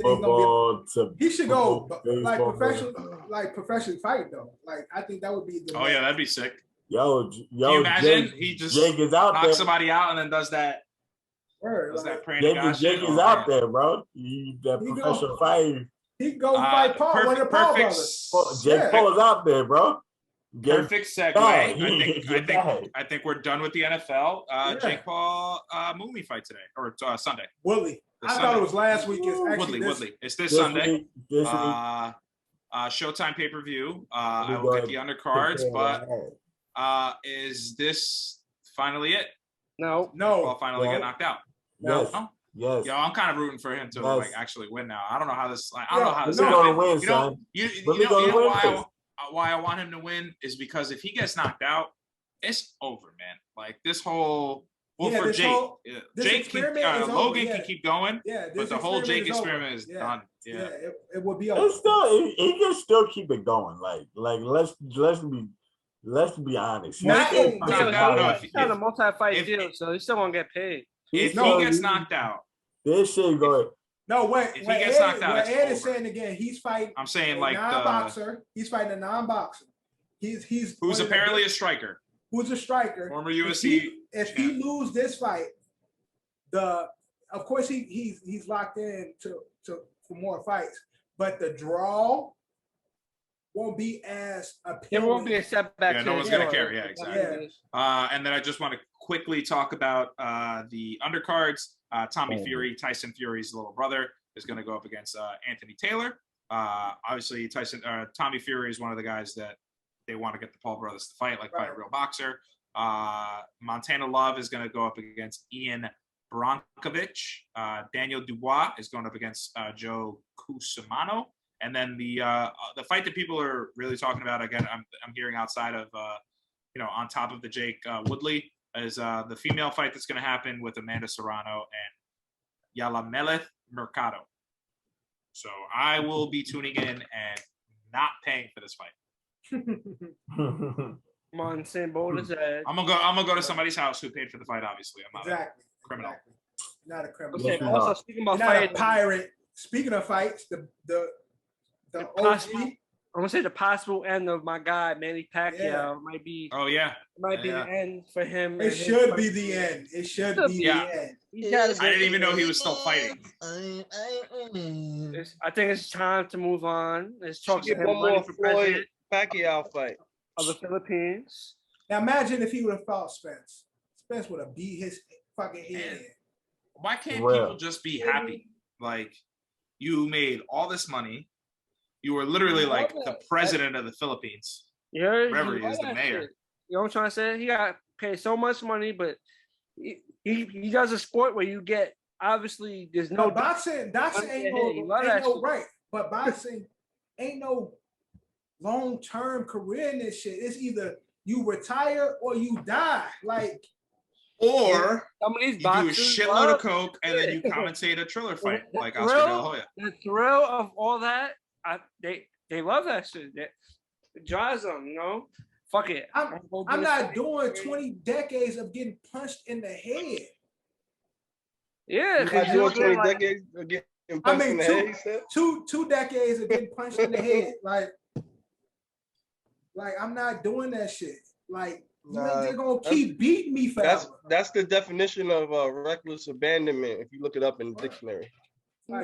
Listen, I mean, know Mike Tyson did it. That sport is a little bit different, but just like some football players, basketball players play to their 40s, baseball players play to their 40s, some boxers want to box till they keep boxing, Yeah. That shit crazy. Yeah, it'd be like that. While we're still on the fighting, since we now finally have our boy DQ back, who is our expert in this field, SummerSlam, apparently it was fucking awesome. And CM Punk came back. Only one downside to SummerSlam God. was they did my shorty Bianca Belair dirty. Yeah. Well, the man came back and won that. I saw CM Punk came back and people were crying. He's back at AEW. That was crazy. AEW is really gonna put them in the business. Fuck WWE for a little bit. I'm about to be. I see a lot of people on the AEW wave. It's crazy. Like the WWE literally let go of some of their top talent, just letting them go over. Yeah, and it seemed like everybody is over there now. Like I saw they banned Jeff Jericho's music, and then all the crowd was singing his theme song.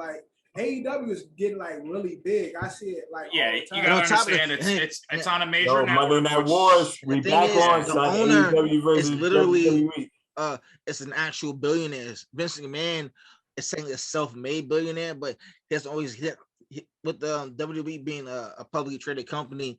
He doesn't always have those billions with him or can afford to pay all the wrestlers. The guy who owns AEW literally is a fucking billionaire. He owns the stadium. He owns the. His father. His father owns the Jaguars. Yeah, his father owns the so Jaguars. they have the bread to so he's part owner. He's part owner of the Jaguars, full owner of part owners of AEW because Cody Rhodes and Dusty Rhodes are. That's the other part too. Is that it's almost like for us by us. So you know what I mean? It's Rhodes is the face, right? And meanwhile, you got the money, backed by Shakar or whatever his last name is. Shakar, is that Shakari? Whatever the fuck that last name is. I forgot. His last name is Khan. No, that maybe his father's name is Shakar Khan. Yeah, it's Tony. It's Tony Khan. Tony Khan. AEW is really it. CM Punk after what? 7 years. 10. I was gonna say 10. And obviously people still fucking love him. Yeah. Look, I liked him for a little bit, but I didn't like his little bad guy persona. CM Punk's that guy. Yeah, he really is. I just didn't CM like his Punk I don't like his whole vibe with the Pepsi tattoo and the straight edge shit. I'm like, come on, bro, don't tell me how to live. But then CM Punk, he went did mixed martial arts for a while too, Yes. right? Yeah. 0-2 in the UFC gets He ass. tried, yeah, he got his ass But whooped. yeah, I remember when CM Punk made his debut, and obviously, Lesnar did what Lesnar did. Lesnar obviously converted from football where he sucked, Right. wrestling, professional entertainment, because it's not even wrestling, right? So entertainment, to make the switch to UFC where he actually dominated for a moment, to then come back to entertainment. But I remember that when CM Punk said he was going to go professional wrestling. Yeah, when CM Punk was going into MMA or whatever. I think he was in the UFC, right, DQ, or was it Bellator? It was in UFC.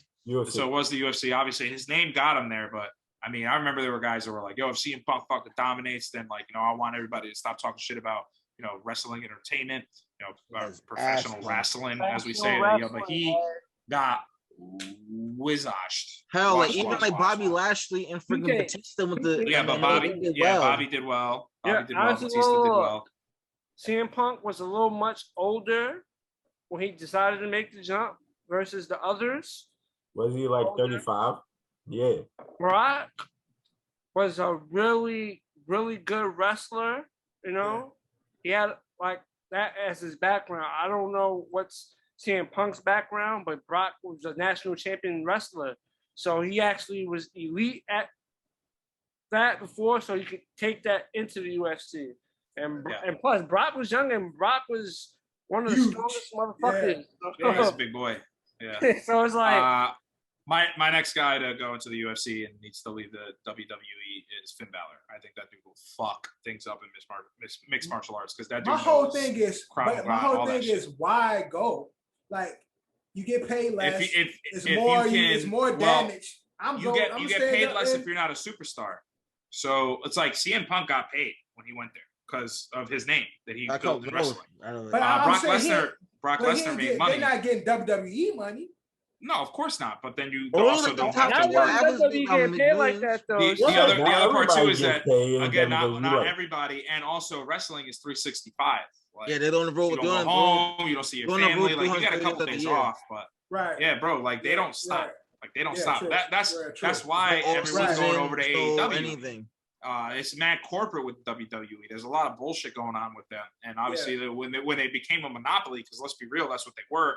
TNA tried their thing for a little bit.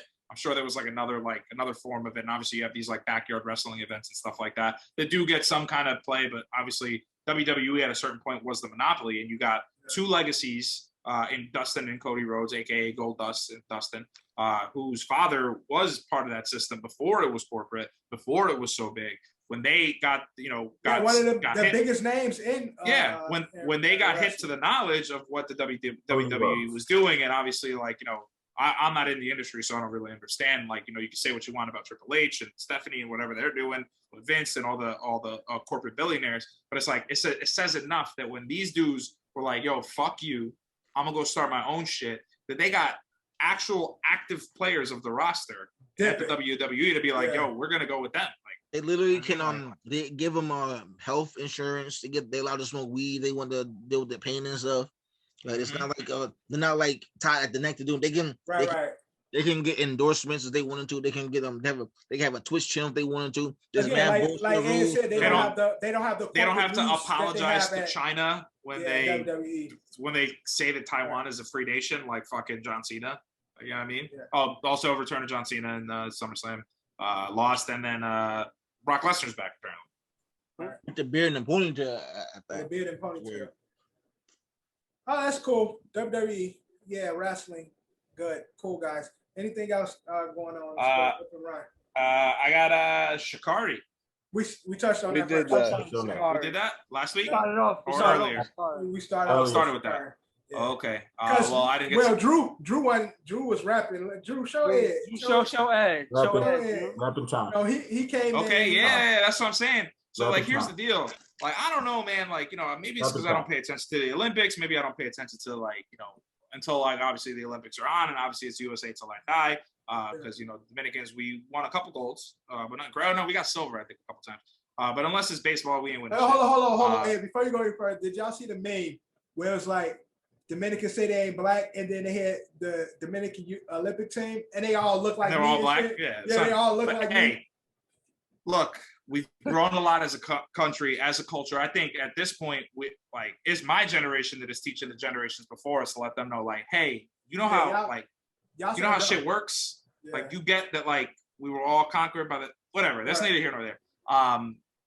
But my thing is that, like, I guess, like, the hype of Sha'Carri, like, built me up, and, like, obviously what she went through, and, like, I think honestly, like, if she didn't get popped for the weed, and if she didn't get, it didn't have that big stand and then, like, not race in that second race and all that, and, like, if it didn't get so much media attention, I think that nobody would know.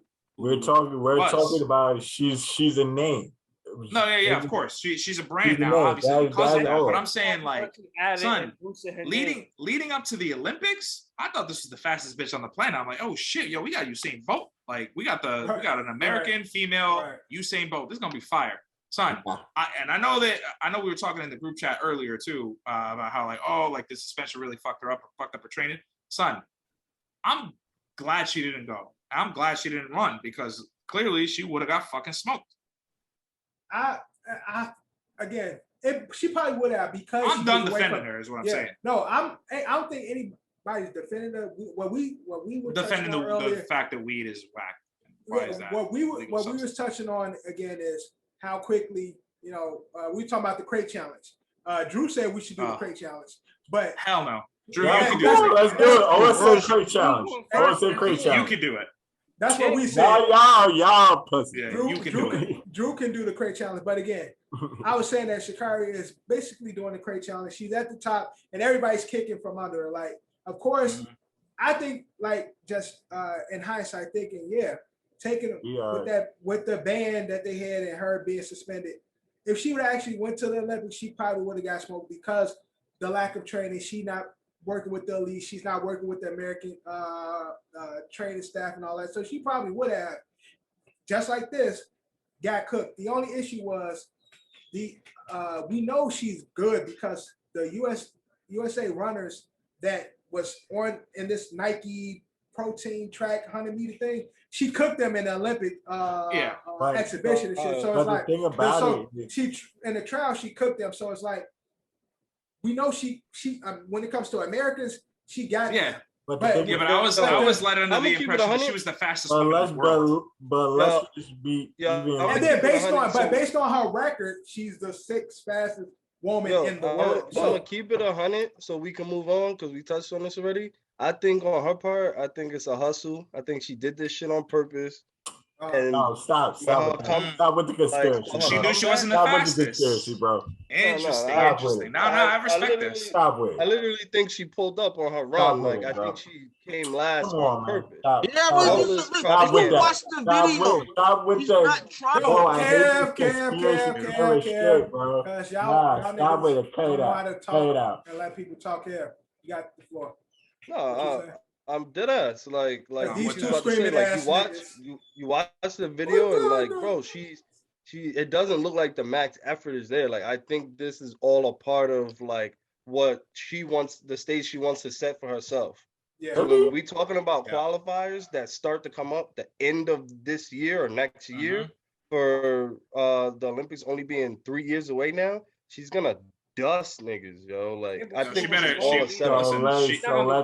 go from 6 to fucking 3 so really quick. when you're 5/10 away from being Flojo, that's not. Drew, my statement was actually the last statement for this segment. I'm sorry. Go ahead.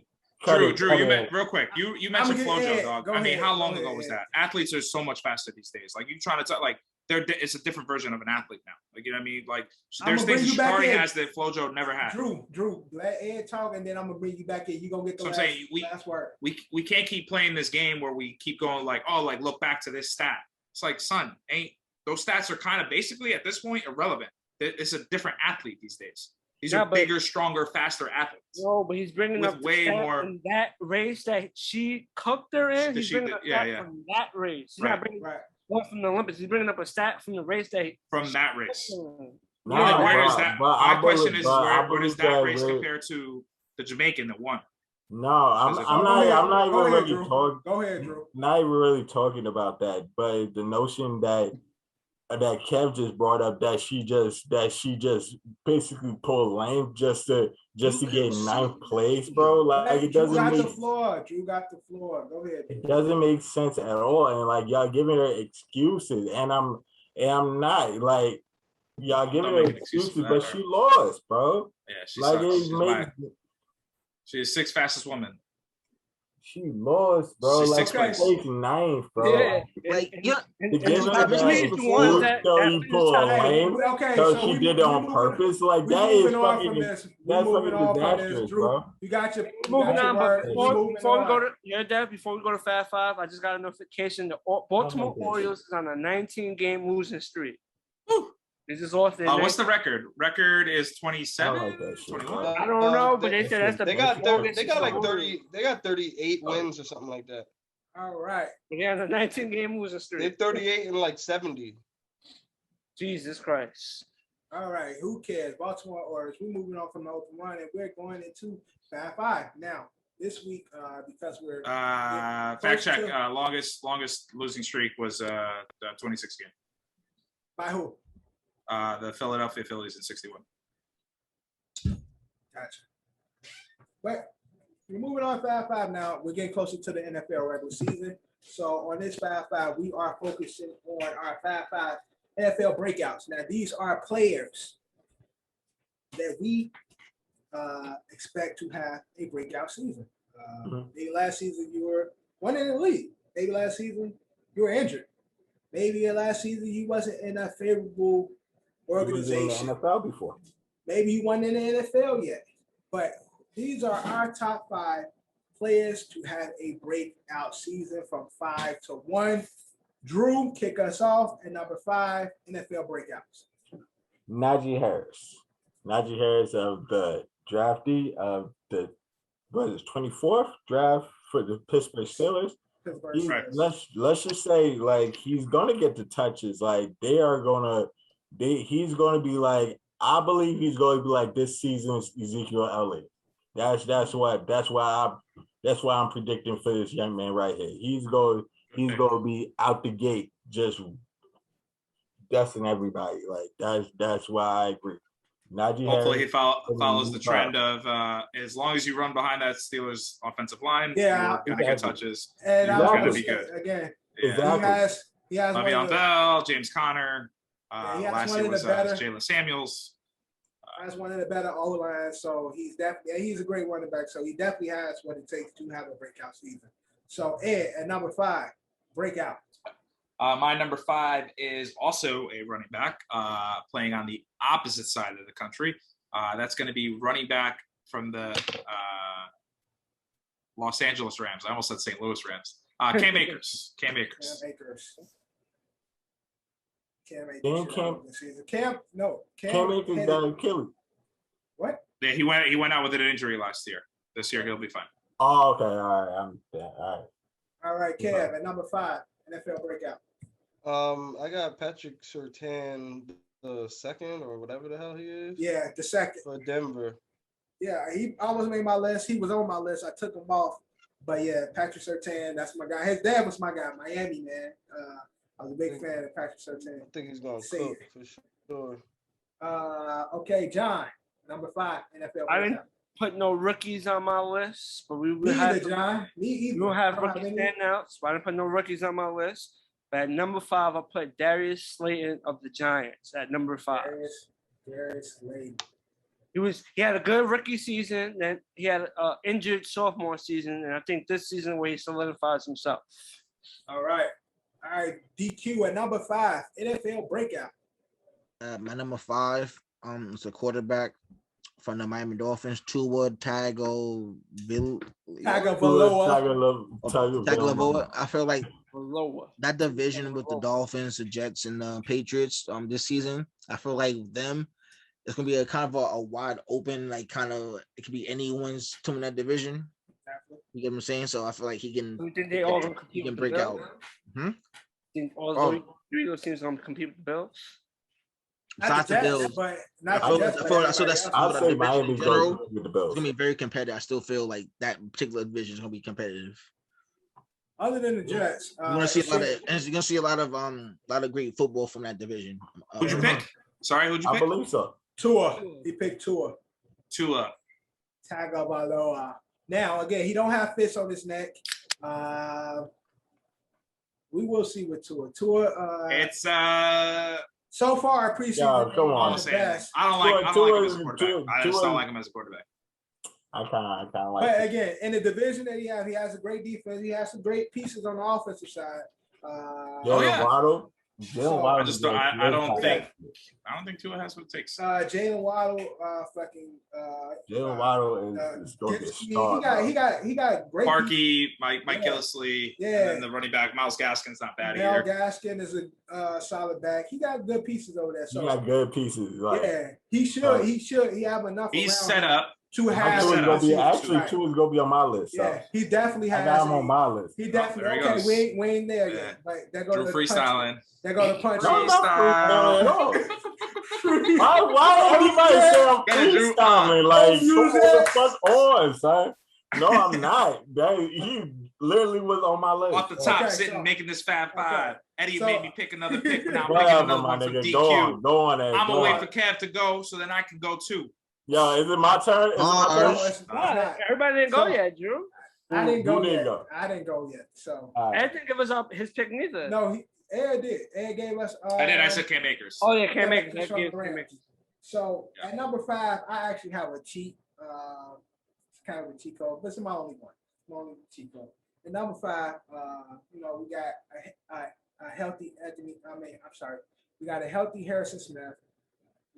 We signed Sheldon Richardson. We got Dalvin Tomlinson from you guys' team. Xavier Woods, Sean Breland, Everson Patrick Peterson. Everson Griffin's back. Patrick Peterson.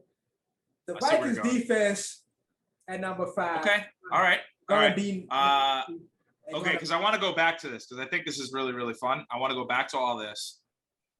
In order for this to be a breakout year for the Vikings, they need to be top 5. Top 5 defense. I think Vikings will be a top 5 defense. Top 5 defense. Okay. Yes, okay. I think so. I definitely think so. They got the pieces. They fucking on paper, they fucking nasty. We will see how it. And Anthony Barr is still questionable right now, but he's suspected to be back week 1. Vikings defense look nasty, so I think they'll be a top 5 coming into the season. All right, so that's my number 5. All right, Drew, at number 4. Number 4, Justin Fields, bro. I am hung up on that bit because he has a team around him, bro. Like whenever he starts, he's going to come out that gate, bro. Like Justin Fields is definitely one of my him and Zach Wilson is definitely one of my top quarterbacks of this season. Nice backpedal. Where are you? Definitely one of my top quarterbacks of this season, bro. Like I'm literally like when I watch him, bro. Nah. This is the first time I heard Drew mention Zach at all. This is the first time I ever mentioned. Let's just stop it because I definitely graded him a B+ last week. So shut up, Deb. So all right, but Eddie, number 4. My number 2 is a guy. Number 4. Number 4. Sorry, my number 4. I don't like doing this because it's like we haven't drafted yet. You guys already know certain guys that may or may not have been on my radar for the last years that we've been drafting. But I think the breakout year for a wide receiver that I fell in love with rookie last year, doesn't have Emmanuel Sanders there to get in his way. I say Corey Davis. No. I'm gonna say Brandon Ayuk. Okay. Ayuk. All right. Ayuk. I mean, he dropped a few balls this preseason. I think this year is gonna be a little different. For this. All right. Ayuk at number 4 for Ed. Kev at number 4. My number 4, Ed's gonna like a lot, but he's a player that I like on tape, and we haven't seen him for a while. It's been 2 years? I think he opted out last year. I'm really excited to see CJ Mosley. I really am excited to see him ball out this year. CJ Mosley has played 1 quarter for the New York Jets.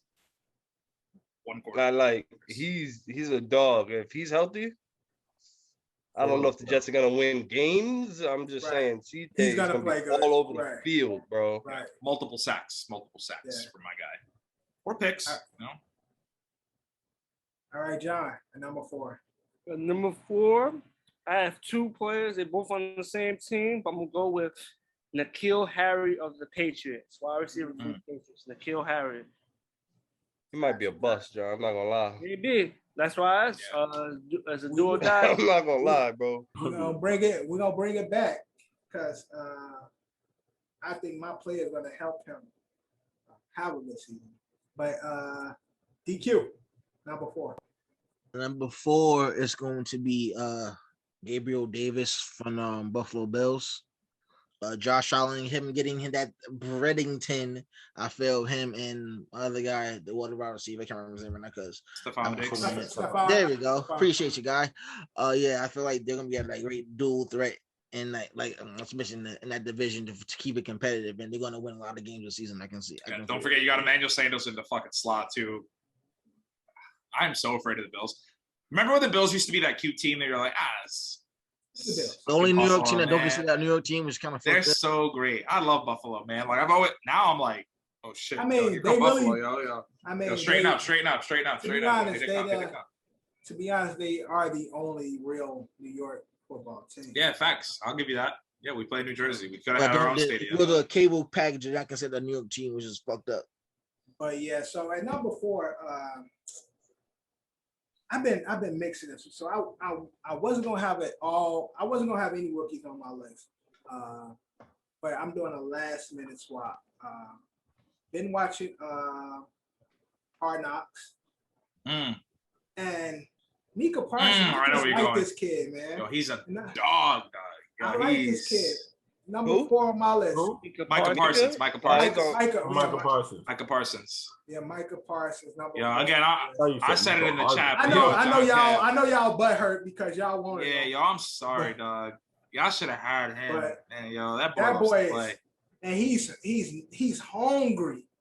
Mm-hmm. He's hungry. Like he on the side, like, yo, coach. He might be he might be a little special too, though. Yeah, he might be there. Hey, guess what? Yeah. I think a good majority of professional football players are a little. He like watching Hard Knocks. He's like, but coach, you told me I was gonna play. Come on, like he want to be out there, man. That boy. I love his math. So I binge watched 1 and 2 this week because obviously I had a lot going on. Guys, so his math when Dan Quinn told him to sit down and he goes, hey, so it's like I got 2 hours for the game. You gonna be sitting? So like there's a 2 hour ride to the plane, another 2.5 hours on the plane, and you get off. And it's another hour on the. It's like 8-9 hours just sitting, like not doing nothing. Like, I mean the kid's gonna. And it's also weird that he's wearing number 11. It's gonna freak me out all season with all these like new number changes. Right. Obviously. Clearly, that's one of my favorite numbers. So it's just going to be weird to see linebackers and like fucking defensive linemen rocking number 11. No, I think he's definitely going to be one of those rookie defensive standouts. You never know. Somebody else might have his number right now that he really wants to wear. That's Patrick Surtain. Huh? No, I'm talking about Micah. He might change his number. Oh no, he's keeping that shit. Everyone's got their numbers. The numbers that you're seeing in training camp are basically the numbers. Yeah. But it's gonna be weird to see Julio in like number 2. Number two. Yeah. Number 4, Micah Parsons. All right, Drew, and number 3. Tua. With that, I just say with that emergence of Jalen Waddle. Jalen Waddle's gonna be. Yo, stop with the freestyle. No music. Stop with the freestyle. This is my number 3. Tua Tagovailoa with Jalen Waddle. The addition of Jalen Waddle just totally solidified the Miami Dolphins for me because they got a stacked squad. Yeah, offense is deep, man. The offense is deep, bro. And with that, Tua is good. I'm pretty sure me and Kev always have an issue when I'm talking about Tua because he don't see it. But with that team, I do. Tua is gonna be a breakout star. So let the record show that Drew No, is Kev, now. Kev loves him. No, some Kev Tua. loves Tua. What are you talking about? I don't like Kev Tua. always hating Yeah, him. no. Kev loves him. Kev loves Tua. Yeah. But Kev also, loves Tua, but Kev don't love the Junior with Drew, so he might drop to it just because he don't want to agree with Drew. So I just want to let the record show Drew has now bragged about the Bills and the Dolphins. You are Bills. What did I say about the Bills? What did I say about you bragged about the Bills? You bragged about the Bills. No, I'm just saying they're a scary team. Yeah, so that's what you said. But I did not say nothing about the Bills. Never mind. I did not say nothing about the Bills. You're right. I'm man enough to admit that's my bad. It was DQ. I'm man enough to admit that's my bad. Boy. All right, and number 3, Ed. NFL breakout. My number 3 is my only rookie on the list. There will be a couple more in my honorable mentions. I could only pick one. Though I do love Zach.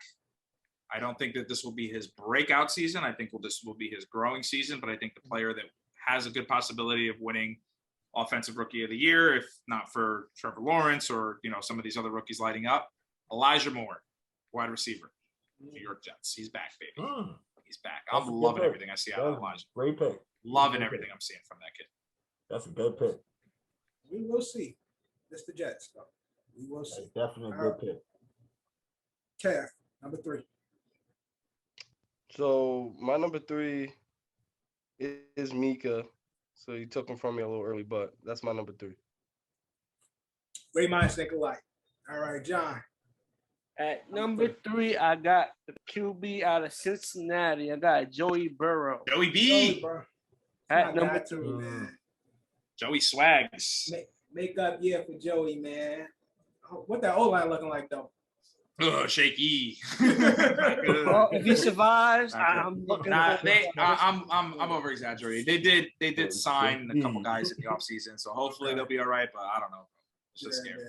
I still have a little bit of my guy Joe Burrow over there, but we will see. All right, Drew. I'm sorry, DQ number 3. My number 3 is Sam Darnold. Let me explain why. I'm not mad at that. I'm not mad at that. We're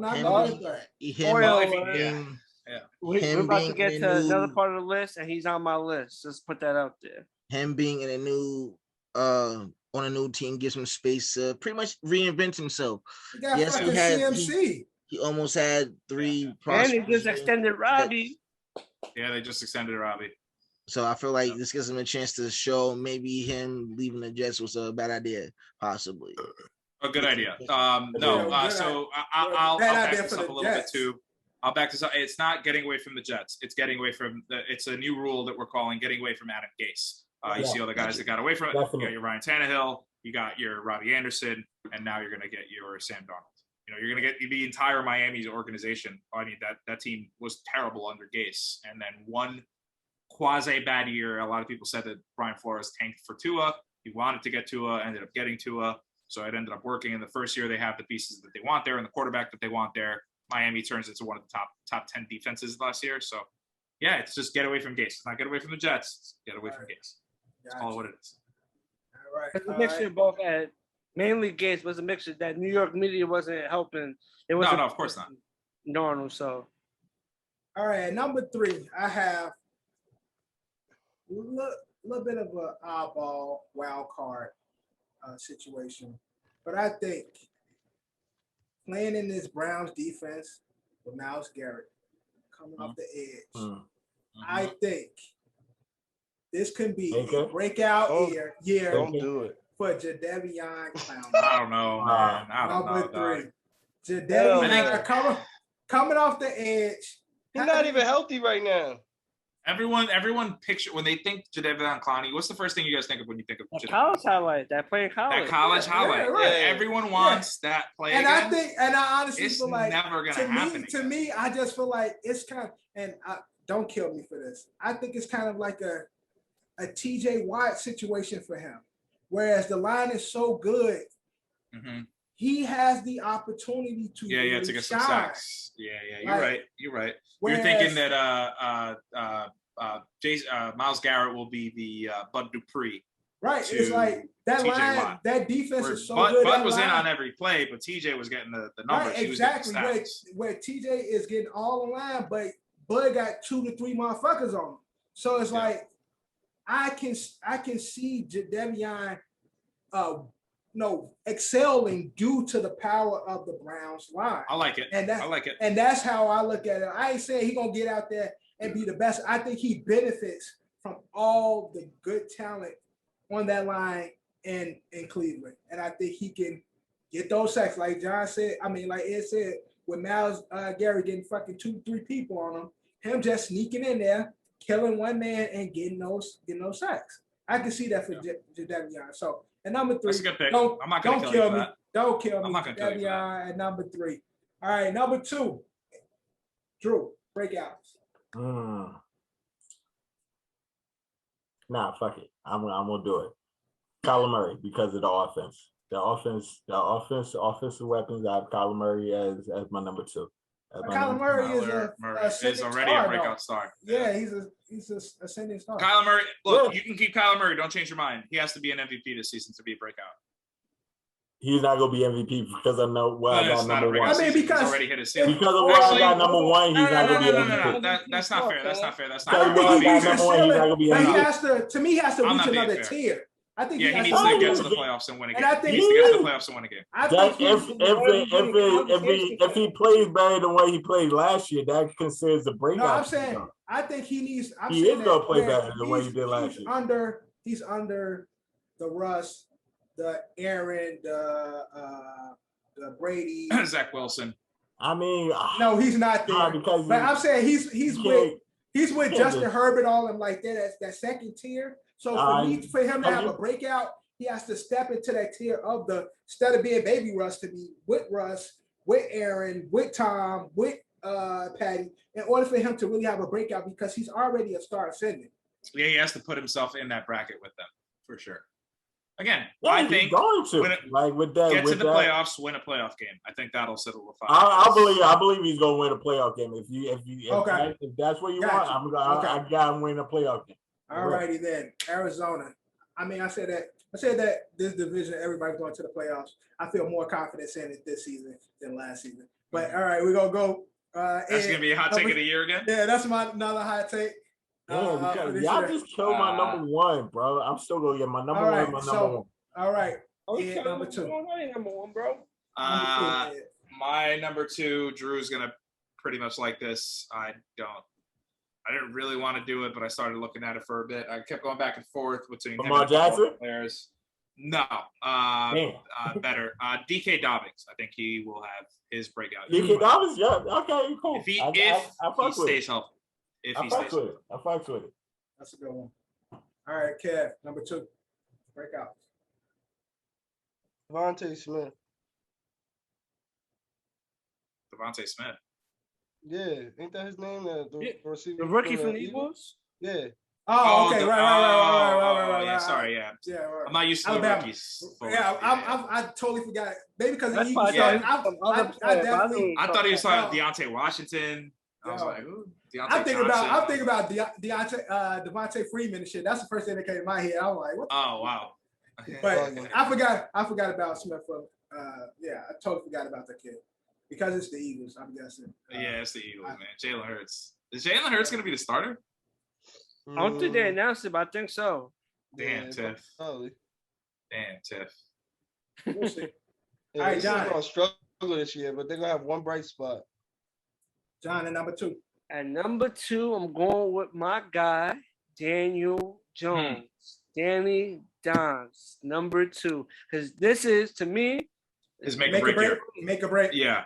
He's on my honorable mentions for that reason, because it's make or break. So I can't call it a breakout. If he don't make, it's time for him to go. And the bad man looking like he's one year left with the Packers. He's gonna definitely, now that there's an opening at Jeopardy, he's going to Jeopardy. Yo, he don't win a Super Bowl, he gonna be on Jeopardy. He ain't never coming to New York, bro. Hell no. He don't like it here. The bad man, Devontae Adams, both gonna pull up and wear that NY blue. And he's gonna be crying in the bathtub by himself. Okay. Why the fuck? Crazy. You have to go to the Giants. I co-sign that. So it's a package. It's a package deal. It's a package deal, John. They coming to New York. Yeah, why don't you Take Aaron Jones too, and what's his name? Listen, that's as long. Randall Look Cobb, at since he Aaron follows Jones. him everywhere, man. Fuck out of here. Aaron Jones will stay. We Cobb's got gonna be Saquon. retired on a couch. As long I'm as saying- Aaron Jones doesn't do what he's supposed to do, there will be options at the end of next season, and don't be surprised if the bad man takes his talents to the Big Apple. Yeah, just remember you got to pay Well, Saquon. what this about year. Denver though? What was You gotta I at the end wanna of this go year, there. you gotta pay Saquon. Just saying, It's you fine. gotta pay Saquon. Johnny funny. Oh, as well, hell. Not only do you have to make a decision on Daniel Jones, you have to make a decision on Saquon Barkley. They Who's will going to want make max it money work. for who just came off of an ACL injury? And you think the Tisches and the Maras are going to pay for that? I don't think so. Who, the bad man? No, No, I'm we're talking about Saquon. your choice will be if you want the bad man or Saquon, you're going to have to pick between those two. Oh, it's 'Cause not both going are to gonna want big It's money. not going to come down to choosing between them two. It's not. It's his 5th-year option. He has they're not going to franchise tag him. Saquon's not going to go on no franchise. Listen, He it's just not came gonna- off of a terrible injury. He wants his guaranteed money. He ain't going to take no franchise. All Bro, right, they we will, franchise tag him. think They of that. franchise tag him. we Didn't think of that. will Right. see. Oh, Didn't think of that. They go Ed's just franchise trying to tag. weasel his way out, hoping Daniel Jones doesn't have a bad season and his worst nightmare comes true. DQ at number 2. I'm not worried about it. A number NFL 2 breakouts. will be Josh Reynolds from the Tennessee Titans. Because if anyone has a chance Who the to, hell is that? let me explain. If anyone has a chance to break out this year and eat, it's this guy right here. Because all the single coverage he's going to possibly be in with Julio Jones and Anthony Brown getting coverage. How He you has spell a his chance. last name? Reynolds, REYNOLDS. So he's a corner. He used to play for the Rams. He's okay, you said he's with Tennessee now? Right, no, yeah, he used to play with the Rams. He's with Tennessee now, you said? Mm-hmm. Yeah, Really? yeah. I know who that is. That's an opportunity to eat. I probably shouldn't put him this high because I'm just like kind of putting one with the other. Because I like most people, I don't write my things down. I feel like everyone's the aspect of like the podcast pretty much. Since Jay-Z but- out here. We got Jay-Z in here. He don't write shit down. He just, yeah, but I feel like if anyone has a chance to break out and eat this year, it would definitely be him because he's gonna be getting a lot of single coverage this year, and he has. Taking everything, they got Julio, they got Brown. AJ Brown, you got Derrick Henry. Yeah. He could. No more Jonnu Smith. So the third option would no be Jonnu. Josh Reynolds. Yeah. Okay, I like it. DQ. I like it. I like how you went there. He set up because of all the good pieces around him. So yes, I can see that. All right, and number 2, we spoke about Jonnu. I think Jonnu's gonna get some tick. I think Jonnu's gonna have a great season, but I think it's all gonna be because of Cam Newton. I mean, at number 2. he's got a defense with him now. All the players that opted out for the Patriots are back. Breakout season. Breakout season. Cam Newton. I know they want to get Mac in there, but I think Cam is going to show his ass this season. Having he got Mac breathing down his neck. Having Hunter. Cam for is like definitely 3 my weeks. honorable mention. He's gonna have Hunter for 3 weeks. Let's be real. I love Hunter to death, but that boy is a hospital. That's true, but and I think Jonnu is gonna get a lot of tick from Cam, and I think Cam is gonna cook. So at number 2, Cam Newton, NFL breakout for me. Am I allowed to add my guy to my list? Knowing he's coming off injury, or is this if the he's coming off status injury. of like caliber of a player that's that counting into it all? What? Sorry, Is this caliber? Does this status of as a player that count at all based on his team? Is on No, not at all. No. I know where you're going, but not at all because he's on my honorable. Okay. Nope. He's coming back. If he's coming back and you see him forecast him having a great season, then yes, he's in that. I know where you're going. But number NFL breakouts, number 1, DQ. I'm sorry, Drew, your number 1 NFL breakout. Shit, y'all really shade on my number 1. You didn't say nothing about your number 1. Nah. What Ed say? My number 1. You know what? My number 1 is going number 1. He's going wreck hell. Huh? I'm sorry. You said he's gonna catch wreck this season. They go win the Super Bowl. If my number 1 catches hell this season. Based on what he's been through this whole entire offseason. I can't with this kid. Aaron Rodgers, bro. And Rodgers is going to win the Super Bowl. The bad man. This is the bad man. Breakout season. Bad man. Breakout? What the Coming hell off he of do the last MVP year then? season. He had an MVP season. But no, to his defense, breakout season, Aaron Rodgers is going to win a Super Bowl. So that's a. What you mean? I He mean, break out He's from not leaving breaking the out, team? bro. He's the Yeah, bad breaking out. man. He's Aaron Rodgers. He's a Super Bowl favorite every year. Not even every year. Every year, He's a- Super Bowl he's- favorite every year. Bro, It's he's Aaron one- Rodgers. He's up there. He's a bad man. He's a fucking titan. Like, This is why I say y'all fucked up my whole shit because you fucked up your whole Oh, nigga, you list. fucking your whole shit, nigga. You fucked No up. music. Need to. No music. Yo, y'all Yeah, just hate, bro. Oh, Y'all just hate. I think you missed if he won, if Aaron Rodgers wins the Super Bowl, it's not considered a breakout. It's considered the bad man. Aaron Really good Rodgers. game. Right, he's Aaron Facts. Rodgers. He just came over MVP season. We just won MVP. How's he breaking out? Back-to-back MVP seasons. He's talking about breaking out of Green Bay after the season. And he was didn't he lose? All right, y'all hate my NFC? number one. Y'all lost go. in Y'all lost stop. in the NFC Let him keep championship, it. right? That's what he gets. He can keep Put him it. on the You bench and let let him keep know it. it's not- Put him on the bench and let him keep it. I mean, because this is It egregious. is, but It's I'm terrible. gonna leave him alone. And number one, NFL breakout. My number one, I'm not going to steal it from you, DQ. He is going to be my comeback player of the year, Okay. but I'll let you have that. But my number Right. one plays on the same team as the comeback player of the year, and that's going to be the guy that he's going to be throwing the ball to the most. I think this is going to be the guy who lit it up last season. Maybe I'm a hard knocks hardo. I mean, you talking about CD? Land. CD, yeah, CD. CD. CD, Yeah, I know he CD. got COVID now. I did a couple of I've been doing a lot of mock drafts, and CD fell to me because it said he was out, and I don't think a lot of people realized that it was just COVID. But he fell to again, it's a mock draft. He fell to like the 5th or 6th round, and I was like, holy shit! I think could have kept that team. I think CD is setting himself up to be the number one there. Like, Oh yeah. CD is Amari's CD's at that fucking- age now where he can take a step CD's back. that fucking guy. Yep. CD's But gonna I think be a lot yeah. of teams are going to double cover Amari, thinking that Amari's still Right. the guy. CD's And like- Amari still yeah. is, No, but he CD's going is. to cook, and then eventually, they'll try to lock down CD. And I don't care how many guys are on that kid. That kid can Yeah. fucking ball. Yeah, CD's that guy. He's gonna cook. I like that pick. Great pick. I like the way you think. I'm a smart man. Other some people, though. Kev, number one. My number one, we already spoke about like up and down already on this. The true 30 for 30 king is gonna have a breakout season. Let's go, Amen. Kev. Coming around on our guy. So He's since gonna be Kev, out there. since Kev said it, my number one also is Jameis Winston. So I'm gonna just get myself out the way. 30 for 30. The only black member of the School of Favre, Jameis Winston. Yes, number one on my list. All right, John. He could really kill, son. Yeah. At number one, I'm going with Sam Darnold of the That's so Carolina. disrespectful, John. Oh wow. That's so disrespectful. Yo, John, let's be real. Are you picking Sam Darnold because you really think he's gonna have a breakout season, or are you picking Sam Darnold because you want to piss me off? I'm not gonna lie. When I picked him, the decision had nothing to do with you. I actually like Sam Darnold. I think he was better than what he was. Unfortunately, I still think he's great. Yeah, I'm rooting for him Jets, hard. the Jets ain't do Sam any justice. And I No, think, you're right. No, Adam Gase. And Sam didn't do himself any justice. Let's be real, too. Sam wasn't really consistently on the fucking field for the last 3 years either.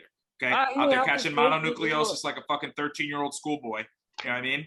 Fucking sharing Gatorade bottles. And playing for New York didn't help neither. So it was just a bad mix. Now he's out in Carolina and he got some weapons. You got Robbie back. He played with Robbie. Robbie was cooking when he was playing with Sam. We got Robbie back. We got CMC. And we're gonna see. No, look, that division's kind of well, other than the Buccaneers, but Buccaneers got that a lot. But and the Saints still. Jameis is fucking nice. I like Jameis, but we gotta see. He has to prove it. You know, I like Jameis, but he has to prove it. They have a good roster. Roster's great, but he has to prove it. So who's the number one over there in Carolina? Curtis Samuel? Robbie. Carolina? No, Robbie's not going to be the number one. Robbie's the number two. He's not a number one. Robbie's too skinny to be a number one. Curtis Samuel's not on the Panthers. Who's the other number one option over there? They got it. Oh, DJ Moore. DJ Moore. Right. DJ Moore's the number one there. Yeah. Robbie's Right? the one. Robbie the 2. Well, Robbie's the deep threat, but DJ. Okay, so let's play this game, John. DJ Nah, Moore or Mike Evans? DJ Moore is the one. DJ Okay, yeah, Moore, exactly. who? Or Robbie. Mike Evans. You said what? Asking stupid questions. for? Okay, right. Alvin Kamara or CMCC. That's hard. We just had this some star bench cut similar to this last week, but we ain't gonna go Yeah. there. CMC. DQ. Fuck Last- Alvin Kamara. You already know. Clean it up. Number one, NFL breakout. Clean us up. Who you got? My number one for my NFL breakout for the 2021-22 season is my guy, Dak Prescott. Comeback player of the year. He took Comeback off player of the the Adidas.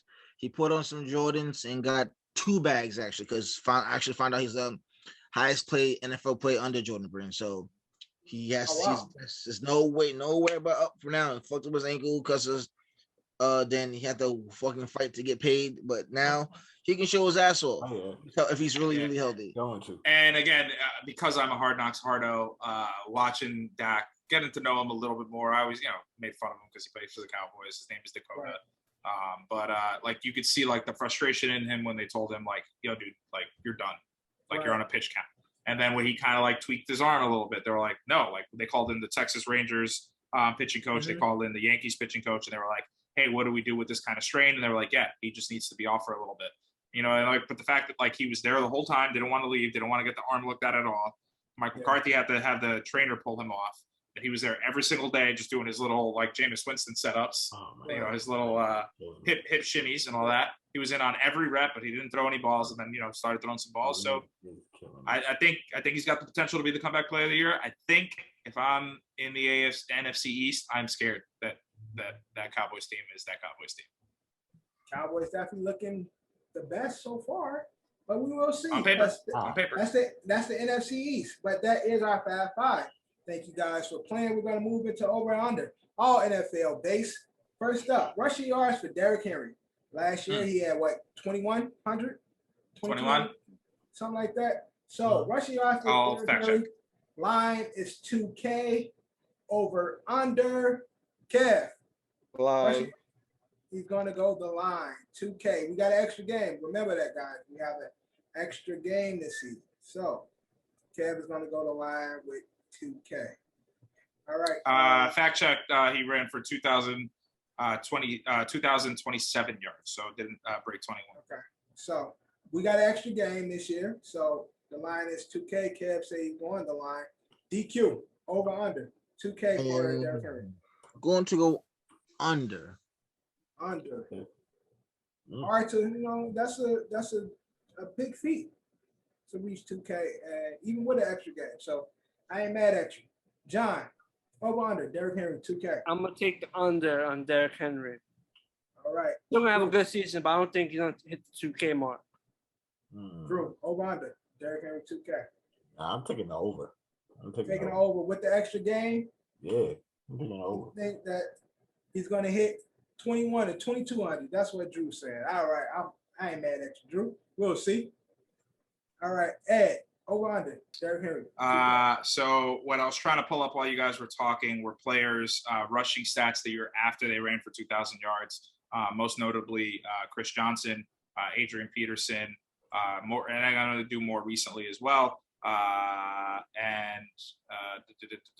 So sorry, it was Chris Johnson, it was Adrian Peterson, and now Derrick Henry. We only have 2 to really look back. Like you could talk about OJ, you could talk about Eric Dickerson, Barry Sanders, but that was a long time ago. Terrell Davis, that was a long time ago.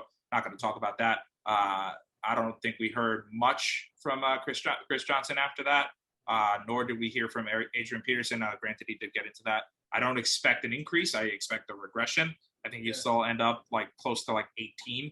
I think he'll get more touchdowns this year, but I will take the under. Yeah, and I'm going to take the under as well. Even with an extra game, they do have Julio there. So we got Tannehill going to have to get that ball around. I don't see them. I could see them getting maybe 17 to 1,800, but not 2K or more. Fact check. Chris Johnson only rushed for 1,300 yards the year after his 2K season. And Adrian Peterson. Hang on. Quick fact check. Under for me. Next up on over under, we have rookie QBs on teams 1,200 records. So none of them reached the 2 mark. So you see a regression with most running backs. All right, rookie QBs on teams with winning records. So the line is 3. So we got 5 notable: Trevor Lawrence, Mac Jones, Justin Fields, Zach Wilson, and who I'm forgetting, Trey Lance. So out of these 5, how many will have be on teams with winning records? The line is 3. Johnny, over under. So out of all of them that's going to be on the team with a winning record, Yep. all the rookie quarterbacks, and the line is 3. Yep. The five first round quarterbacks. 5. There were more quarterbacks drafted. The ones we care about. I'm saying, but the 5 first rounders, you're saying the line is 3. 3 of of the 5 that's going to be on the winning record. Teams with winning records. I'm going to take the under. I take the under. Take the under. So what 2 teams you got that will have winning records? I think the 49ers will have a or winning how record. many? Okay. The 49ers will have a winning record. And I think the Patriots will have a winning record. Gotcha. There you go. That's it. All right, Drew. Over under. Over under. I'm taking the line. Take the line. The Bears is going to have a winning record. The Bulls. Bears, the 49ers, and we got And the Pats. Yeah, Pat. Patriots. All right, Eddie. No, that I have a No, not the Pats. Not Pats. We got Jaguars or the Jets? No, you don't. So Okay. Eddie. quick stipulation. Does it count if the player doesn't start? So like no matter Trey Lance. Yeah, right. Trey Lance. Right. Yeah, so it doesn't matter. Yeah. If Trey Lance doesn't take a snap as a starter, if Mac Jones doesn't take a snap as a starter, nothing to do with that. Justin Fields. Okay, I'm taking the way under. I think that the 49ers might be the only team to have a winning record. Again, like I know not to doubt the Pats, but the Pats can sneak in with like a 9-7 record, which is a little bit above 500, but that's not. Or sorry, 9-8. That's not really. That's almost 500. That's not a winning record, but that could be enough to get you a spot in the wild card. Just because you make the playoffs doesn't mean you have a winning record. So right. Winning. Yeah. 9-8 is winning. Yeah. Winning record is having more wins than losses. Yeah, 9-8 is winning record. That's all. Yeah, 9-8 is basically 5. I hate this extra game.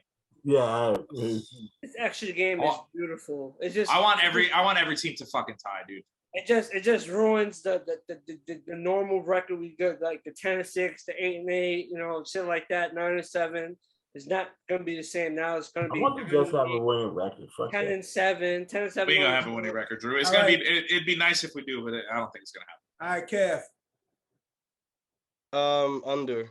So definitely got the Niners winning, like being over 500, and same like Johnny said, like the Pats could be the other team to do it. So that's mine.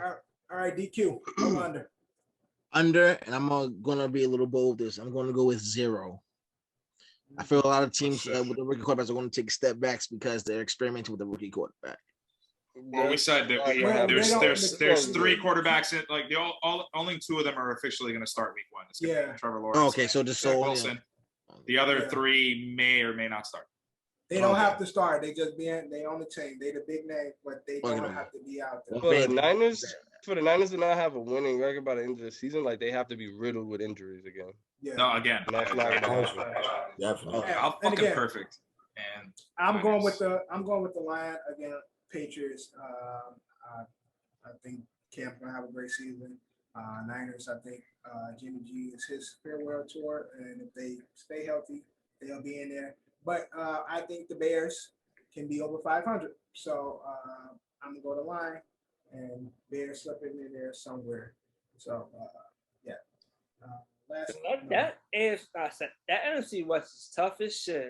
That's gonna be a Hell fight. yeah. Yeah, NFC it North. is. NFC North. No, you're talking NFC about West. the No, Niners. he's talking about the Niners. Yeah, hell yeah. Oh. Niners, Seahawks, Rams, Fuck. Cardinals. Yeah, dude. Yeah, that's gonna be That's a crazy. Remember that league, that division used to be the fucking joke of the NFL. Yeah. And now it's transferred over to the. I fucking love that division. Like, I always did. Like everyone always rooted for. Like you always pick the Seahawks. You always pick the Niners. Like because like you were just like rooting for like the underdog, right? Like everyone wanted them to win, and they were just so bad. And now it's turned over to the NFC East. All right, but we're gonna focus on New York for the next two. Regular season wins for the G-Men Giants. The line is 6. John, So over gay. under. I'm taking the over. What? Honestly, though. Yeah, over. Okay. If That's it not, goes, that's, if that's they not the don't- fandom. That's not the fandom talking. That's what I'm No, asking. if they don't win 6, if they win 6 or under, that's in my eyes, that's a failure season. Right. I'm looking for progress. I'm looking for at least 8 wins. At Okay. least 8. Gotcha. They can't win 8. They gotta pack Daniel Jones up and start that recruitment process. Bad man. All right. Drew. Over under 6 for the Giants. Do it for the Giants. What am I doing? Giants? 6. That's over under. You know what? Yeah, I'll give them 6. They can do 6. I'll give them the over. I'll give them the over. So give them you the line. No, give them give them line the or you line. give them over 6? You said giving them over 6 games. The line is 6. The line is 6. I'll probably give them about 8. I'm even shooting for 8. Okay. Like they can do 8. Like I'm guessing by Eddie's face, he's looking at the Giants schedule. But so Ed. No, Giants schedule is crazy. So that schedule sucks. regular season wins Crazy. for the Giants. The line is 6. I'm gonna be fair. That schedule fucking sucks, you guys. You have a tough schedule. I'll take the line at 6, but I'm optimistic that they'll win 7. So, but for now, on record, I'll take the line. I think 6 Gotcha. is.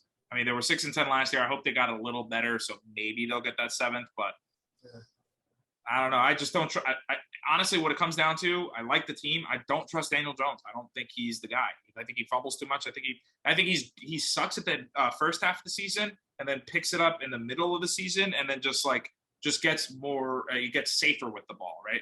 So like he gets better where he still makes mistakes, but he's not going to lose you the game. And then eventually he just stops trying to lose you the game. And I think he just quits, like where he's just like, oh, well, I'll just run this ball. I'll do a quick little drop. I'm not taking chances down the field. And that's not going to win you games. Gotcha. All right, Kev, Owanda. Taking it over. Obviously, every year we want our teams to make it to the playoffs, and they're not going to do that if they don't win 9 games. So that's where I'm at. 9 and what is that? 7. I'm coming for that beer, John. Yeah, 9 and 8. 9 and 8. 9 and 8. No, 9 and 8. It can't be 9 and 8. No, it's 9 and 7. It's usually 9 and Yeah, I know. I'm telling Drew, it can't be 9 and 8. because it's added one more game, right? 10 and 6, 9 and 7. Yeah, we gotta have a break. No, it used to be 9 plus 8. 9 plus 8 is 17, bro. They don't play 17 games. They play 16. God, They play 17 games. It's 9 and 8. But everybody gets the bye week. No, it's still 17. It's still, everyone plays an extra game. everybody plays that extra Okay, game. it's 9 and 8. 9 and 8. Yeah, it's 9 and 8. Yeah. Okay. It's not. Yeah, it's 18 weeks this year. They cut the one preseason game. We're gonna have 18 weeks. Yeah. All right, DQ. Taking the line. I'm gonna take the line too, even though Giants currently have the 28th hardest schedule. I can see them getting 6 because it's the Giants. So I'm going with the line. All right, last up. Regular season wins for the Jets. Line is 6. Ed, kick us off. Owanda. I just again quickly played the game, the win-loss game. Win-loss. Again, same deal. I think that we could have the same record in New York City, New Jersey, I should say. I think 6 is the line. I'll take the line at 6. I'll be happy with 6. That's the big difference between Jets fans and Giants fans. If we win 6 games, I'm going to be thrilled. But if we take that 7th win, You have a rookie if we- quarterback. if we get that 7th win, I'll be fucking through the fucking roof. I mean, I'll be so excited for next year. And again, I anticipate close games. I don't anticipate blowouts. How many games the Jets won last year, Ed? We won 3 games, so I'm expecting a 3-game difference. And you do know the Giants won 6 games last year, so you want. Yeah, and I'm expecting a 1-game difference because I don't trust their quarterback. Is that the game? That's really what it comes, John. It's really what it comes down to. I think that the Giants only won those 6. The Giants won those 6 games in a division that was chaotic and no one knew what was going on. You had Dak Prescott injured. You had Carson Wentz injured. You had Saquon Barkley injured. You had big role players, and you guys play each other. You figure that's 8 games. It was chaotic. The thing I'm saying is, you're acting like I said the Giants about to win 10 to 12 games. John, we literally have a bet that the Giants are going to the conference championship game.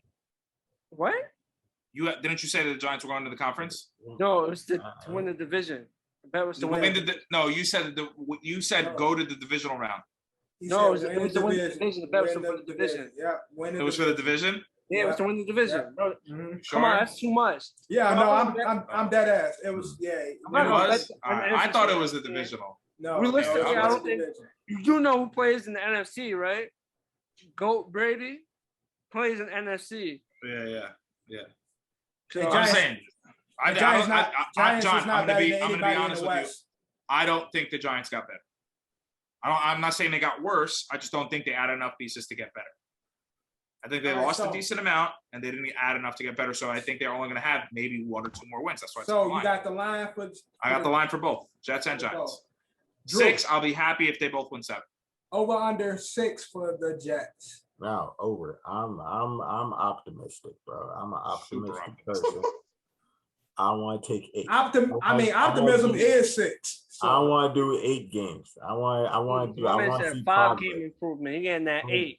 I'm giving it 8. 6 games is optimistic. So 8 would be crazy. I am doing 8, son. I'm doing right. 8. If the Jets win 8 games next season, I will not say a bad word about the Jets the entire season. Like I will never say nothing negative about any of the Jets players for at least 2 years if they win 8 games this year.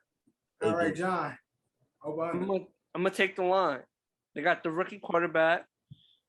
They got the rookie coach. They made some moves. So, but we lost Carl Lawson. Carl Lawson was big. I don't know if we covered that, but Carl Lawson's out for the year. Jared Davis is out for the year now too. So 2 big free agent pickups that we have are not going to play. Gotcha. All right. Why you give me sad, bro? Come on. Yeah. Over under. I got the line on the Jets. Line 6. DQ. So the line is at 6? Yeah. I'm going under. So he said he wanted both. 5 of them things. Just the division. They cannot go under 6 wins. And that's why I'm going for the line, because the Jets cannot go under 6. Like, but you can't. You got a rookie quarterback, rookie coach. but I'm saying, okay, even with that, Zach Wilson is the heir apparent. He's supposed to be that guy. I play the win-loss-win game again. If I'm super optimistic like Drew, I can potentially see 9 wins there, but that's not going to happen. Not going to happen. I don't want to think about that, but it's not going to happen. That's us splitting with everyone except for the Bills, because I think the Bills are the new big dog. Gotcha. Well, I got the line, and that is over under. We're gonna get into our last segment. The Bills is beatable. Josh Allen had a great season, good thing, but they are beatable. So you never know. You might sneak one out. So did they have close games with the Bills? We're saying. Ed, what? Didn't the Jets have a close game with the Bills? We're saying. Close game, but we lost. It was CJ Mosley. CJ Mosley goes out in the second quarter. The only quarter. I'm sorry. Goes out in the second quarter because he only played 1 half with the New York Jets in the last 2 years after we paid him a $22 million 5-year deal, and he's only played 1 quarter because he opted out last year. We were in the lead. We were on the lead. We had it all together, and then Josh Allen lit us up because our defense fell apart because Adam Gase did not prepare his guys. Yeah, I just had a horrible coach. Not Adam Gase though, man. He's a blessing in disguise. No, Was it for him? I'm just No saying. Joe Douglas. I said no Joe Douglas, no Robert Saleh, no Zach Wilson, no Elijah I'm Moore. just saying I can see the Jets stealing a game from the Bills. It's not. I don't think that's. And if by my whatever bullshit calculation, like again, fake one, being super optimistic, that's 10 wins. We will see. We will see. That's Let's get into our last segment. When you hear this, this is our bold prediction for the week. Last week, Kev hit on his prediction. John hit on his prediction. Drew did not, nor did I. So we got the whole crew here. Bold prediction. Ed usually hits on his predictions. And Ed usually have, I'm just saying, generally, you be having some some very creative, very just everywhere bold predictions, but they be hitting. But they do be hitting. So pretty good at this. We're gonna do our bold predictions. When you hear this, Drew, kick us off with your bold prediction for the week. When you hear this, from Thursday to Sunday, the Yankees go on a clean sweep. There's gonna be a clean sweep of the Athletics. Okay, I'll take that. Yankees sweep. We need that. What's that? +5? Ooh, 4. Yeah, I don't know. Do we? That's a 15-game win streak. Do we wanna sweep the Athletics though? We want to give them a shot to take out Boston for us in the wild card. Sweeping the Athletics, bro. So don't mind. If I'm the Yankees, I give them a couple games. Yankees sweep the A's. All right, Drew. John, when you hear this. When you hear this, I'm gonna take a bold prediction. Yankees will be in first place in the AL East. How many games are we behind? 4. Only 4 now. Oh my God. So I'm taking. Oh my God. When you hear this, bro. Yankees will be leading the AL East. All right, Kev, when you hear this. I didn't want to go do a Yankee one this week, so I'm gonna just do some wild shit. Y'all ready? Yes, sir. Yeah, let's hear it. Mac Jones will be named the starter for Wow, that's bullshit. Yeah, you don't even believe that. You don't even believe that. I do. You do? Nah. I mean, with Cam out, I really think when Cam comes back, they're gonna be like, yo, you fucked up. Like, it's his fault that he fucked up the COVID protocol. Like, they had him in a protocol that was fine, and he fucked it up. When he gets back, I think they're gonna have like some shit for tat type of gonna be on some bullshit with him. Yeah, and then he gonna be Cam ain't gonna go. Yeah. Oh, y'all wanted this all along. Like, I think he's gonna wild the fuck out. Y'all trying to play me anyway. Y'all been trying to get him to start anyway. Yeah. You know what? Fuck it. Give me that shit. I'll do it myself. Hold on. I'm good now, right? No, give me the second one too. All right, Ed. Bold prediction. When you hear this. Forget everything I said earlier about lines and Jets. Jets are going undefeated in the preseason. Oh, in the preseason. Okay. In the preseason. Okay. All right, I'm about to say, huh? All right. Undefeated Jets preseason. All right, DQ. When you hear this, there will be a surprise nostalgic announcement for a video game on Twitter. Do you know something that we don't know? Yeah, you probably know something? You got to tell us off air. Is that I'm just sports? guessing because is it sports related though? Like it's EA Sports, esports. Well, I mean, it is. Yeah. That's true. Or whatever. Is it esports? I mean, it's esports. It's esports. So nostalgic. What's the E stand for? Electronics, one person. Electronic. Really? That's lame as fuck. That's so. I'm not gonna say it, but that's. Okay. But yeah, so let's just say it rhymes with hey. So I'm just trying to get the right wording, DQ. So when you hear this, there will be say that again. Okay, let's put it this way. There will be a surprise within the gaming community. Surprise. That's a nostalgic surprise. Okay.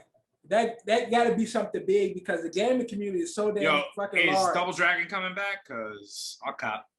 You talking about the Pokemon release? I'm talking about just the games in general. I'm trying to. I just want something to happen. That's all. That's kind Crash of that's Bandicoot very coming broad. back. Son, that was my shit. Unless we get some new fucking Knockout Kings or some Fight Night. Okay, or, okay, I'll do this. Okay, there will be a nostalgia game announcement from EA Sports. Just tell us the game. Okay, EA. Yeah, making him narrow it down. But there's a couple of games that really tweeted this a few months ago, but never came through with this. I'm just saying the gaming world is so large. Yeah. Whereas I know EA Sports supposed to they tweeted something for us about them bringing back this kind of what we get on you about, John. This is what we get on you about these broad ass. John's like, there's going to be a home run today. When you hear this, there'll be a home run this month. Y'all can say what y'all want. When you hear this, Giancarlo Stanton will strike out. Off this bold prediction right. When we first did this, I said we were gonna get that triple play and a no hit. Exactly. No, you really did. Yeah, that's a wild shit, boy. And it's been downhill ever since. Way to make my predictions. I made it. And then it's been wrong. It's been downhill ever since. I've got a couple of them right. Because they be so broad. Right along the way. They be so broad. All right. So DQ, big announcement, nostalgic announcement from EA Sports. All right. I'm gonna just end it with something simple.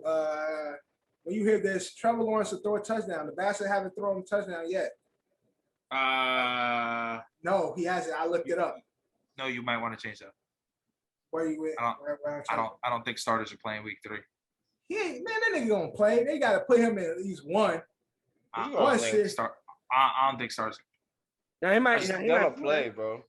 He gotta play. I'm saying you guys gotta make the teams. You gotta treat this like week 4 of the preseason in years past. Not with Trevor Lawrence and the way he been playing.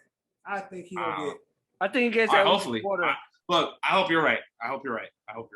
Trevor Lawrence throws his first touchdown this week. They're gonna make poor Gardner Minshew go all the way downfield and be like, "Hey, Trevor, go ahead."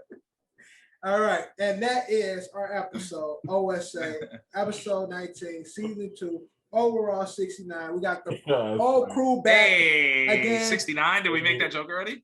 Yeah, we did. Yes, we did. And over the under is going to be super low for this season, but we got everybody here. Yeah, crazy, man. Crazy. Whole crew is the same like forever, but glad to see you guys all here again. And for all those who listen and watch, thank you for doing that. We appreciate the support. We want to continue to grow. Keep sharing, keep liking, keep rating, keep listening, do all that good shit. Give us those OSA comments or questions. We need them. Got questions you want us to answer? Send them our way. Also, I believe I'm going to try to do it next week, but I'm going to be making a guest appearance on the Dykeman podcast.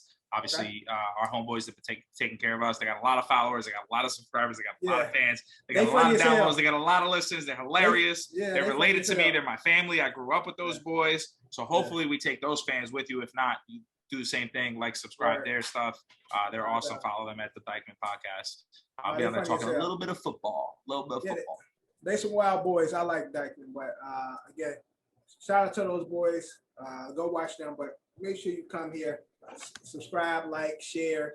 I'm gonna steal all their followers. That's my goal. Do all that shit. So you gotta go over there.